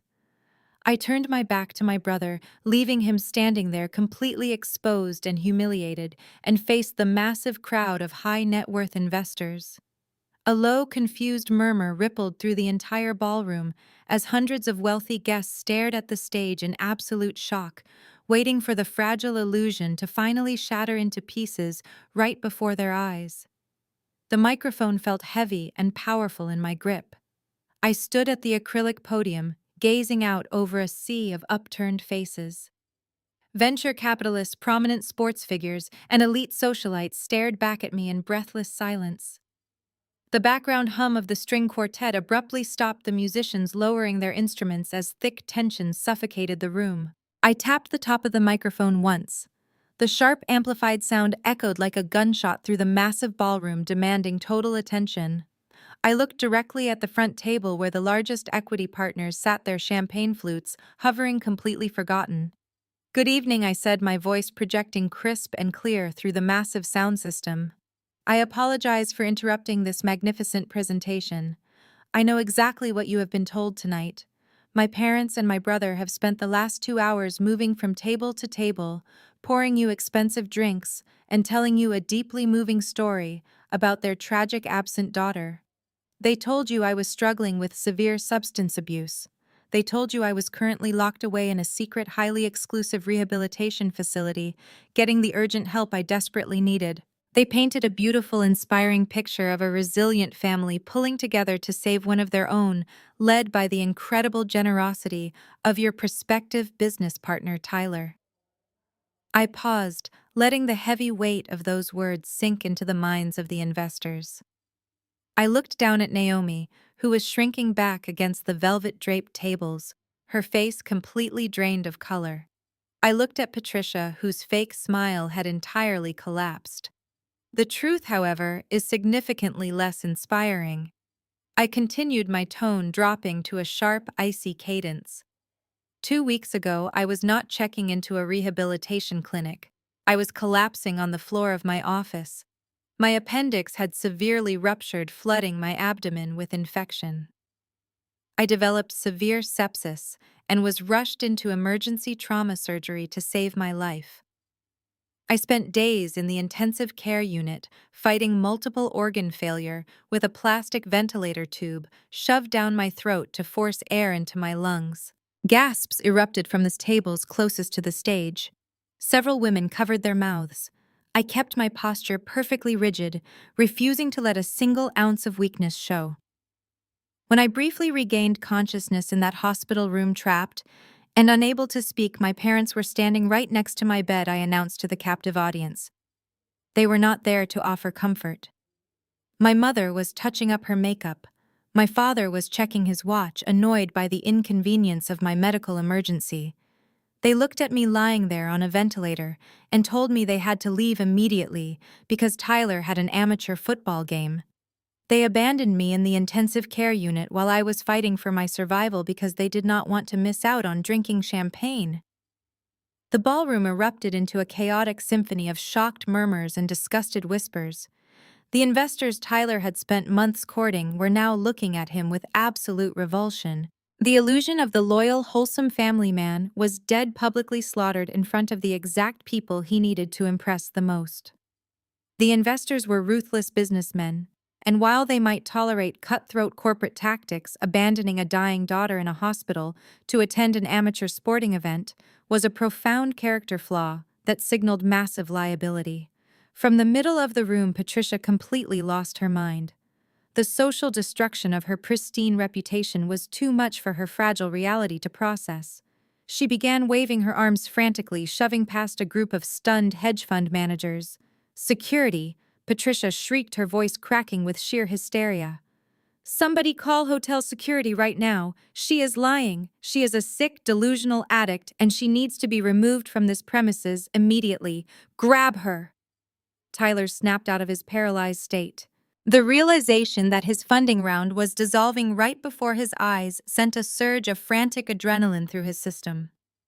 The millions of dollars he desperately needed to pay off his violent gambling syndicate were walking out the door. He let out a desperate guttural shout and lunged across the wooden stage. He threw his entire body weight forward, reaching out aggressively to rip the microphone from my hands, and physically force me away from the podium before I could finish tearing down his facade. I did not flinch. I did not step back. I knew exactly who was standing behind me. Before Tyler could close the distance between us, a blur of motion intercepted his aggressive charge. One of the men in the nondescript dark suit smoothly stepped up from the bottom of the stairs, moving with terrifying speed and tactical precision. He planted himself firmly between me and my brother, catching Tyler by the shoulder and shoving him backward with enough calculated force to stop him dead in his tracks. Tyler stumbled his expensive leather shoes, slipping on the polished stage floor. "Do not take another step toward her," the man commanded, his voice vibrating with absolute, undeniable authority. Tyler regained his balance, his fists balled tightly at his sides, his chest heaving with desperate, frantic anger. He glared at the tall man, preparing to angrily demand that this stranger get off his rented stage. But the man simply reached inside his tailored suit jacket. He pulled out a leather wallet and flipped it open with a swift, practiced motion. A gold federal badge caught the bright light of the stage spotlight, gleaming with the undeniable weight of the United States government. "Federal Bureau of Investigation," the agent stated loudly enough for the front rows to hear perfectly. "Stand down right now." Tyler froze completely, all the fight draining instantly from his body. Tyler stood completely paralyzed, his eyes locked on the gold shield in the agent's hand. The aggressive bravado that fueled his life vanished, replaced by the realization that he crossed an unforgivable line. The federal agent stepped back a fraction of an inch, maintaining a physical barrier between my brother and the podium, signaling with a nod that I was free to continue. The ballroom was so quiet I could hear the air conditioning.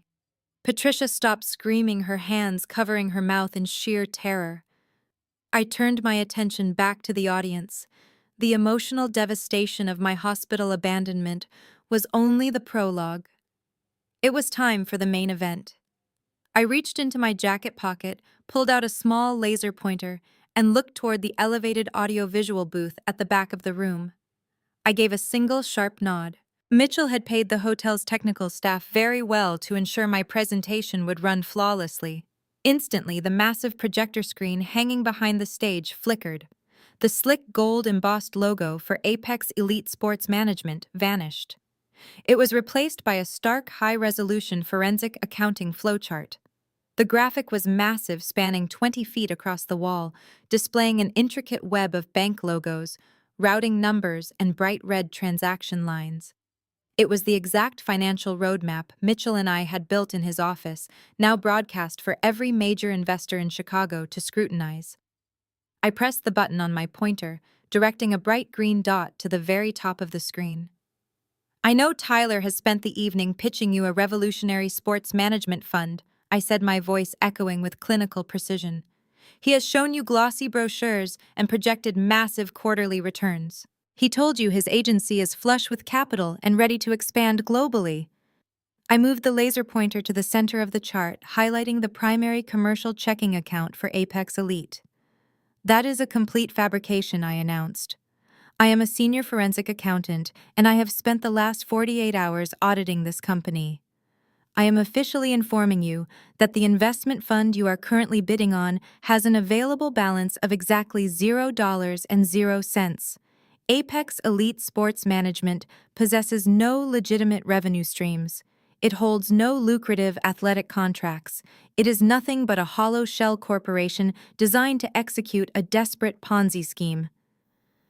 A collective gasp swept through the front tables. Seasoned venture capitalists leaned forward in their chairs, squinting at the massive screen, their sharp business instincts instantly taking over. They were no longer looking at a charming, successful young entrepreneur. They were looking at hard, irrefutable financial data. If the company has no revenue, you might ask how my brother afforded this lavish event. I continued pacing the stage slowly. You might wonder how he afforded his new suburban mansion or the custom electric vehicle his wife drives. I pointed the laser to a specific digital document displayed on the left side of the screen. The answer is federal bank fraud. I tapped the podium for emphasis. 6 months ago, while I was out of the country conducting a corporate audit, Tyler illegally accessed my personal identifying information. He utilized my pristine credit score and professional standing to apply for a federally backed Small Business Administration loan. He forged my signature on the promissory note and secured $1.2 million in federal funding under my name. I was completely unaware of this catastrophic debt until 3 days ago. I directed the laser to the bright red lines branching out from the initial loan deposit, tracing the exact flow of stolen money. Tyler did not invest a single dime of that $1.2 million into building a sports agency. He immediately wired $250,000 to a luxury real estate escrow account to secure the down payment on his mansion. He wired another $110,000 to an exotic car dealership.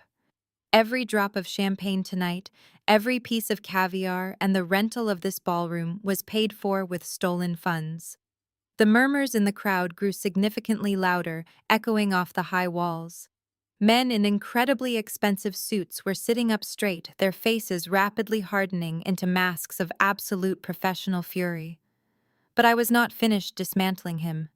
The mansion and the cars only account for a fraction of the theft I stated, raising my voice to cut through the rising noise. The remainder of the federal loan, nearly $840,000, was systematically drained through dozens of rapid offshore wire transfers over the past 5 months. I moved the laser to the bottom right corner where a list of known underground gambling syndicates glowed in red text. My brother is not a financial genius. He has a massive gambling addiction. He owes dangerous people money, and he threw this expensive party to steal your investment capital to pay off his bookies before they break his legs. The ballroom absolutely exploded. The polite, sophisticated atmosphere disintegrated in an instant. Investors immediately started shouting, their voices echoing off the crystal chandeliers overhead.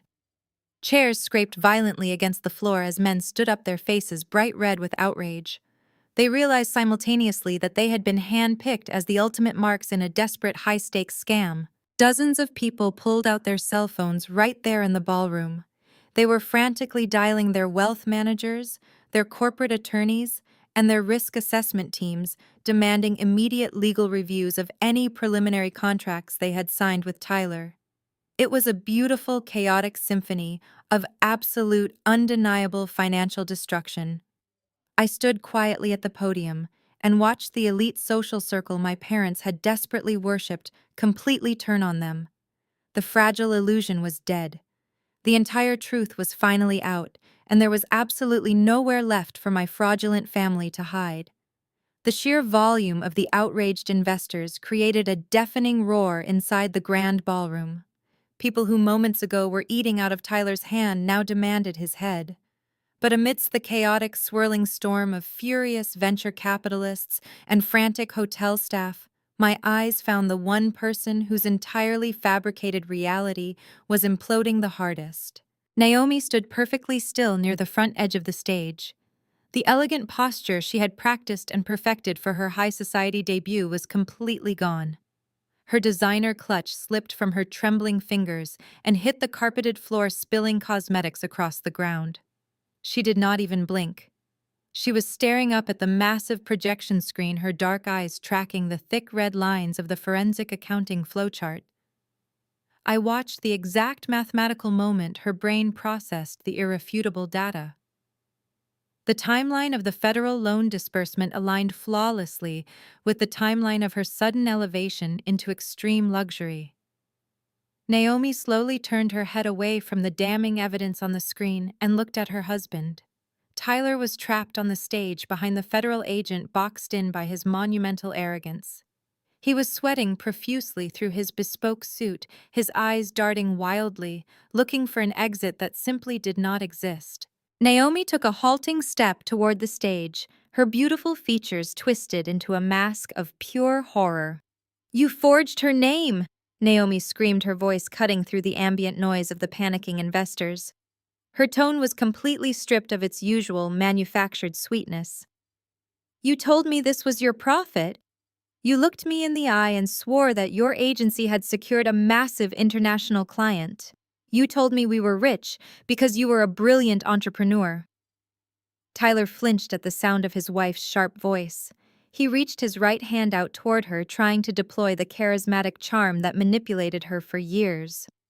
"Naomi, please." Tyler begged, his voice cracking with pathetic desperation. "You do not understand how corporate finance works. It was just a temporary bridge loan to get us off the ground. I was going to pay it all back tonight after the funding round closed. Nobody was supposed to get hurt. It is just a minor administrative misunderstanding. Do not listen to her. She is just trying to ruin us because she is terribly jealous of our massive success." Patricia rushed forward from the stunned crowd.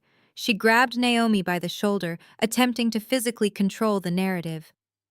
"Naomi, darling, keep your voice down," Patricia hissed through gritted teeth, terrified of the social scandal.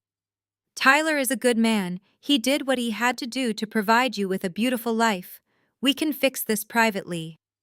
Naomi violently yanked her shoulder out of Patricia's desperate grip. She stared at her mother-in-law with a look of absolute, unadulterated disgust. "Provide for me!" Naomi shrieked, her chest heaving with furious breaths. "You all knew about this. You knew he was a complete fraud, and you let me walk around thinking we were untouchable royalty.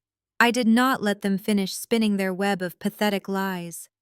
I leaned firmly into the microphone, my voice dropping to a terrifyingly calm register that instantly commanded the room. I looked dead at Naomi. She froze, her eyes snapping up to meet mine.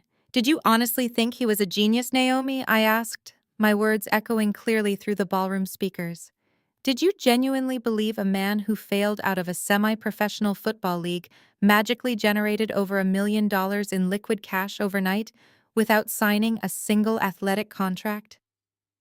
Naomi looked down at her own hands. She was staring directly at the massive, flawless diamond ring sparkling on her left hand. I raised my hand and pointed a single finger directly at that specific piece of jewelry. "That diamond ring you are wearing was bought the exact day I was lying in a hospital bed waiting to die," I stated, ensuring every single person in the room heard the absolute depravity of their actions. "It was paid for by credit taken in my name while my organs were failing from severe sepsis. Every time you flash that ring at your country club friends, you are showing off the stolen money that was supposed to keep me alive. You are wearing my medical debt on your finger." The silence that followed my declaration was heavier than lead. The wealthy investors surrounding Naomi stared at her left hand with blatant, unfiltered contempt. People who complimented her exquisite taste mere hours ago now looked at her as if she carried a contagious disease. They recognized her entire social standing was built on a foundation of grotesque federal theft and profound family betrayal. Naomi felt the crushing weight of their collective judgment pressing down on her shoulders. She was no longer the envied wife of a rising corporate star. She was the foolish, arrogant accomplice to a monumental fraud, publicly stripped of her dignity and exposed before the exact elite society she desperately wanted to conquer. Naomi physically recoiled. She stumbled backward, as if the expensive jewelry had suddenly caught fire and was burning her skin. She grabbed her left wrist with her right hand, her breathing turning into rapid, shallow gasps. The illusion of her perfect, wealthy marriage shattered into a million jagged pieces. She realized in that exact moment that she was not the wife of a powerful sports agent. She was married to a desperate, heavily indebted felon who had used her as a prop to secure federal funding. She had spent the last 6 months mocking me, calling me a loser, and parading her stolen wealth in my face, completely oblivious to the fact that her entire life was funded by my stolen identity. She stared at Tyler, her eyes wide with total revulsion, officially realizing she was tethered to a sinking ship. Naomi backed away, signaling the absolute end of Tyler's reign. The lead undercover agent gave a sharp nod to his two partners at the base of the stairs. They moved with terrifying precision, not needing weapons because Tyler was utterly paralyzed by the collapse of his world. They simply walked up the steps, their dark suits cutting a striking contrast against the pristine white floral arrangements decorating the platform edge. Tyler finally realized the true gravity of the situation. He looked wildly at the wealthy investors, desperate to find one last lie to save himself. But the investors were already turning their backs, whispering furiously to their legal teams or marching directly toward the ballroom exit. Tyler was completely isolated. The two agents flanked him on either side, effectively boxing him in. "Sir, place your hands behind your back," the agent on his left commanded. The voice was devoid of any emotion, a pure instrument of the federal justice system. Tyler shook his head, his perfectly styled hair falling into his terrified eyes. "No, wait," Tyler stammered, his voice cracking into a high pitch. "You cannot do this. I am a prominent business owner. I have a mega launch event tonight. This is a private corporate function. You do not have jurisdiction here." The lead agent pulled heavy federal warrants from his pocket and pressed them into Tyler's chest. "We have absolute jurisdiction," the agent stated flatly. The agent on the right grabbed my brother's custom sleeve, spun him around, and wrenched his arms behind his back. Tyler let out a pathetic yelp of surprise. "You are under arrest by the Federal Bureau of Investigation," the lead agent announced, his voice carrying clearly across the cavernous ballroom. The remaining guests stopped in their tracks, watching the spectacular downfall of Chicago's newest supposed sports mogul. "You are charged with aggravated identity theft, federal bank fraud, and corporate embezzlement. Based on the forensic evidence, you face a maximum sentence of 20 years in a federal penitentiary." The sharp metallic click of the heavy steel handcuffs echoed loudly through the room, a sound of absolute finality. Tyler gasped, his knees buckling slightly under the weight of his impending doom. He tried pulling away, but the agents held him firmly. "I have the right to an attorney," Tyler practically sobbed, his bravado entirely replaced by the terrifying reality of a concrete cell. "I want to call my lawyer right now. You will have plenty of time to make phone calls from the federal holding facility," the agent replied, reciting the rest of the Miranda rights with clinical detachment. I stood perfectly still behind the acrylic podium, watching the polished silver metal bite into the expensive fabric of my brother's suit. The debt was finally being collected. The phantom loans, the stolen insurance premiums, the massive gambling losses, everything was crashing down on his shoulders at once. Suddenly, a piercing shriek shattered the professional atmosphere of the arrest. Patricia broke through the crowd of stunned onlookers, her emerald evening gown tearing as she scrambled wildly up the stage steps. Her styled hair had unraveled, and expensive mascara ran down her cheeks in dark streaks. She was no longer a composed matriarch. She was a desperate, panicked woman watching her golden child being dragged away in chains. She threw herself onto the stage floor, scrambling forward until she reached the podium. She lunged forward and grabbed both of my legs, her manicured fingers digging painfully into the fabric of my charcoal trousers. "Audrey, please," Patricia sobbed hysterically, her face pressed against my knees.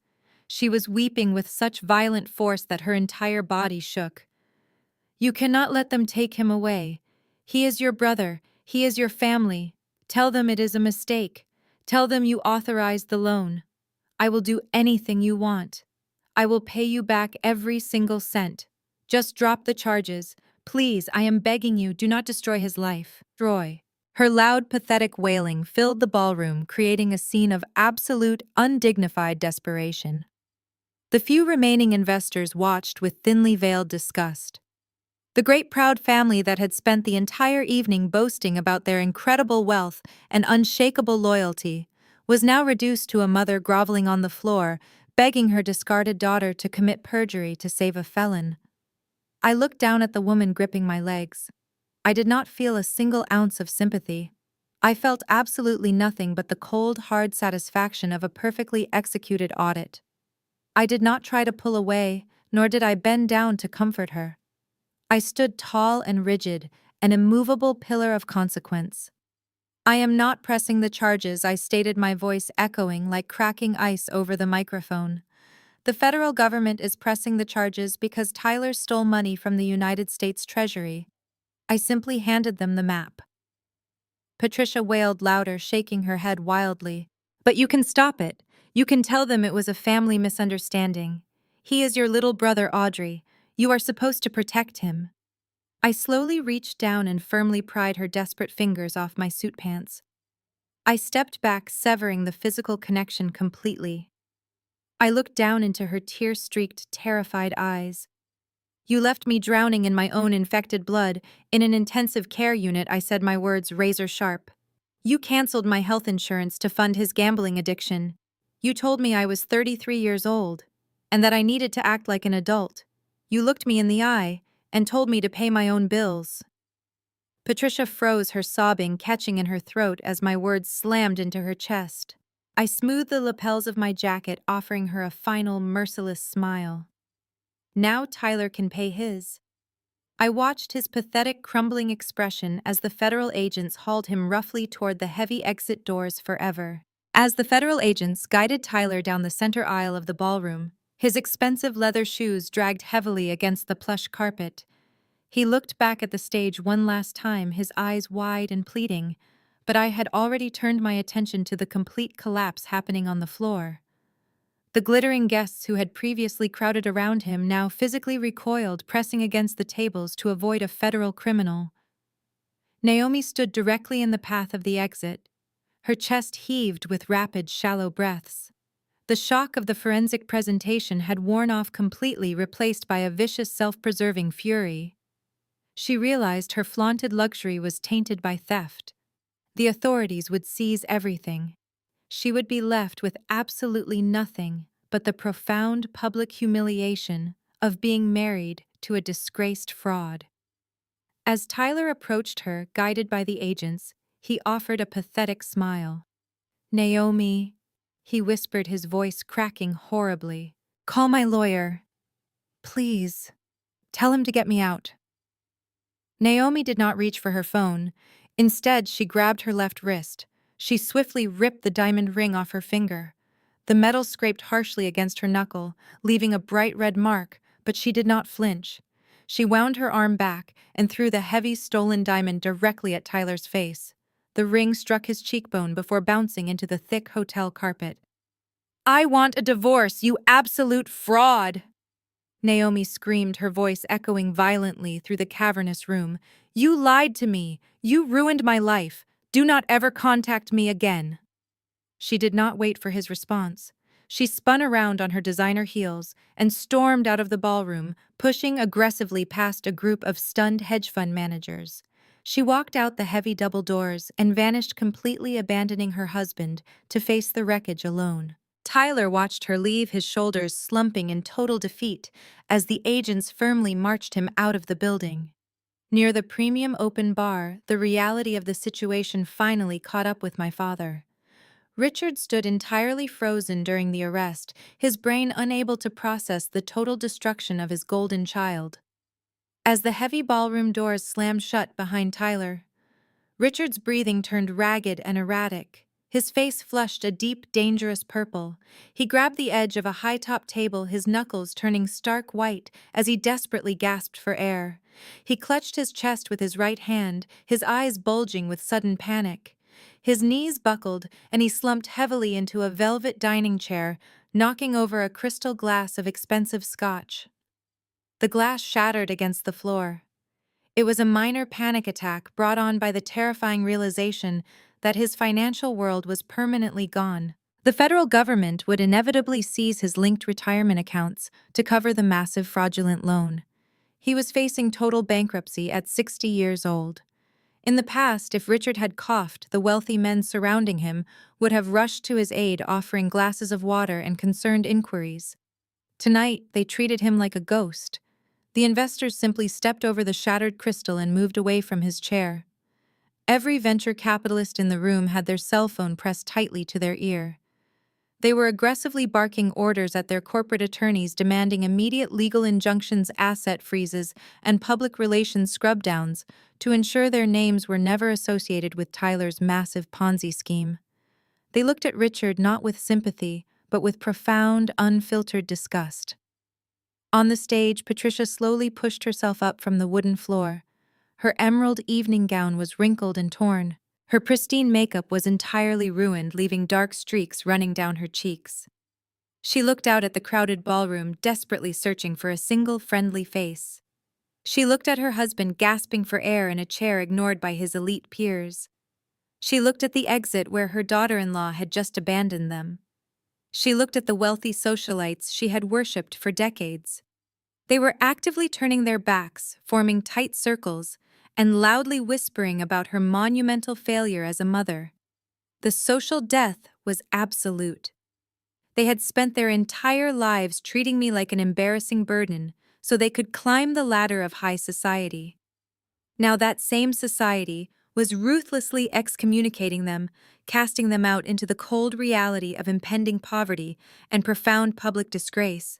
The hotel management team, realizing the event was funded by fraudulent accounts that would never clear, began clearing the expensive appetizers and directing the confused waitstaff to shut down the premium bars. Mitchell stepped up beside me at the podium. He calmly closed his leather briefcase, the latch snapping with a satisfying final sound. "The internal fraud freeze holds," Mitchell stated quietly. "The federal agents have their man. The investors know the truth. Our work here is officially done." I looked at the massive forensic flowchart still glowing brightly on the projector screen behind me. It was a beautiful testament to the undeniable power of numbers. Math did not care about golden children. It did not care about emotional manipulation or fake social status. It only cared about the absolute truth, and the truth had just set me completely free. I turned away from the screen and walked calmly down the stage stairs. I did not look back at my mother weeping softly near the abandoned microphone. I did not look at my father struggling to breathe near the closed bar. I walked straight through the center of the chaotic ballroom with my head held high, my posture flawless, and my heart completely unburdened. They had made their brutal choices, and now they would live with the devastating permanent consequences. I pushed open the heavy wooden doors and stepped out into the quiet, brightly lit lobby, leaving the ruins of their fraudulent empire behind. 6 months passed, bringing absolute peace. The physical scars on my abdomen had faded into thin silver lines, a permanent but painless reminder of the battle my body fought and won. The emotional wounds had closed completely. I sat at a small wrought iron table outside an upscale cafe in downtown Chicago. The crisp morning air carried the scent of roasted espresso and the clean energy of the bustling city. The autumn sun warmed my face, casting a golden glow over the busy streets. I was no longer the discarded daughter fighting for her life in a sterile intensive care unit. I was fully healed, radiant, and entirely in control of my own destiny. I picked up a ceramic mug, taking a slow sip of my perfectly crafted vanilla latte. Spread across the table before me was a 50-page contract printed on heavy premium paper. My firm had officially promoted me to junior partner following the spectacular, highly publicized dismantling of the fraudulent empire built by my brother. My ability to track and freeze stolen federal funds with clinical precision attracted the attention of major corporate clients across the country.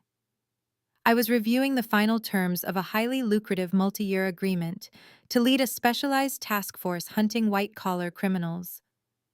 My career was flourishing, my finances were secure, and my life was entirely my own.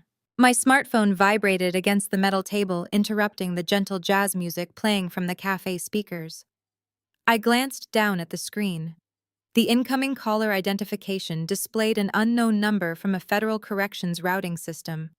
I considered pressing the ignore button and continuing my peaceful morning. But a quiet curiosity compelled me to answer.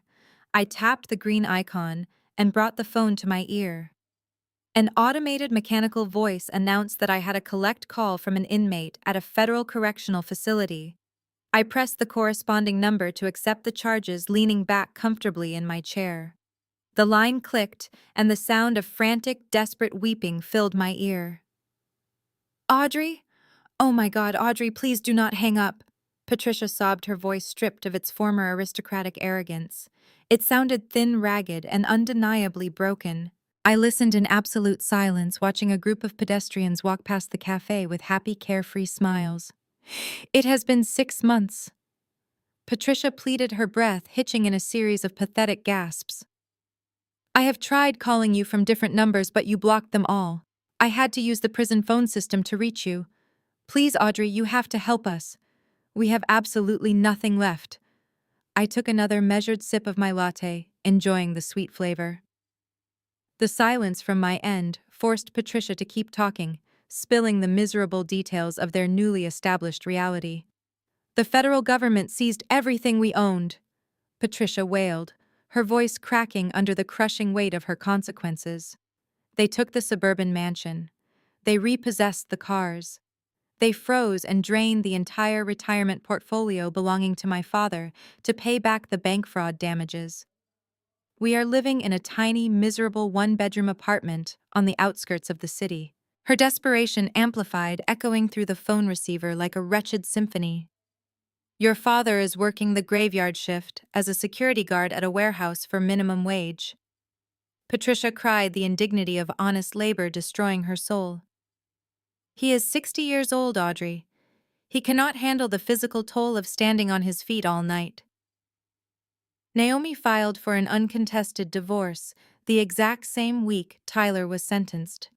She took whatever personal jewelry the feds did not confiscate and moved back to the house of her parents. "She will not even speak to us. We are totally abandoned." I remained perfectly silent, letting her wallow in the bitter irony of that specific word. The woman who abandoned her dying daughter in a hospital was complaining about being left behind. But Patricia had not called merely to vent her miseries. She had called because she needed something just as they always did. "Tyler is in so much trouble." Patricia begged, her voice dropping to a terrified whisper. "He is in the general population ward of the federal penitentiary. He owes money to some dangerous inmates inside the facility. They are threatening him, Audrey. They are physically hurting him. He desperately needs commissary money for protection," she continued, sobbing. "He needs thousands of dollars to survive the month. Please, I know you are wealthy now. I saw the news about your massive promotion. You are the only one who can save your brother. Please wire us the funds." I lowered the contract I was reading and looked up at the brilliant blue Chicago sky. My mother was begging me to use my hard-earned money to protect the golden child who forged my signature, stolen my identity, and mocked my medical trauma. She wanted me to rescue the man who told me to file for bankruptcy while he shredded my hospital bills. The audacity of her request was poetic. It was the perfect final validation that I made the right choice in severing ties with them. I brought the phone to my mouth, my voice carrying the steady rhythm of a woman who conquered her past. "Mom," I said softly, ensuring she heard every syllable with crystal clarity. "Does not Tyler have a game today? Tell him I am busy." I pulled the phone away, cutting off her hysterical scream of pure terror. I pressed the red button, ending the call with a satisfying click. I navigated to my settings and permanently blocked the federal routing number, ensuring they could never reach my peaceful reality again. I placed the phone face down on the table, picked up my pen, and signed my name at the bottom of the lucrative contract. Closing my eyes, I turned my face up to the warm sun and smiled. Fade out completely. The story of Audrey is a powerful reminder about protecting our well-being over toxic family loyalty.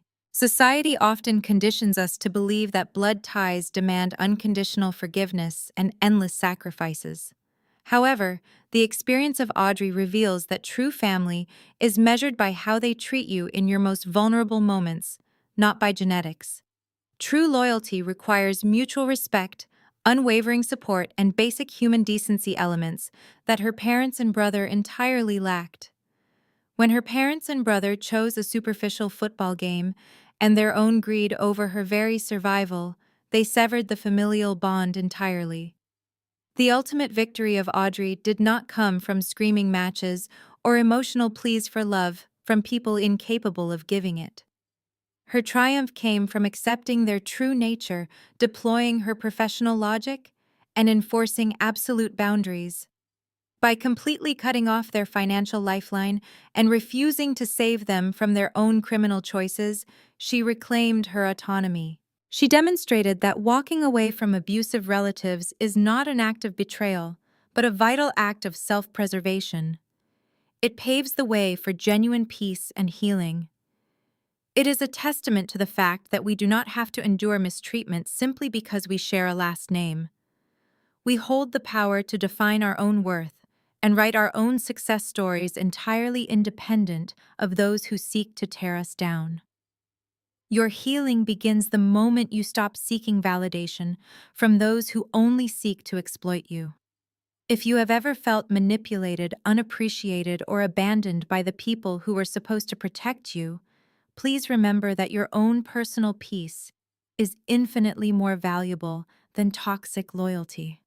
Take back your power, establish firm boundaries, and never let anyone make you feel guilty for choosing yourself.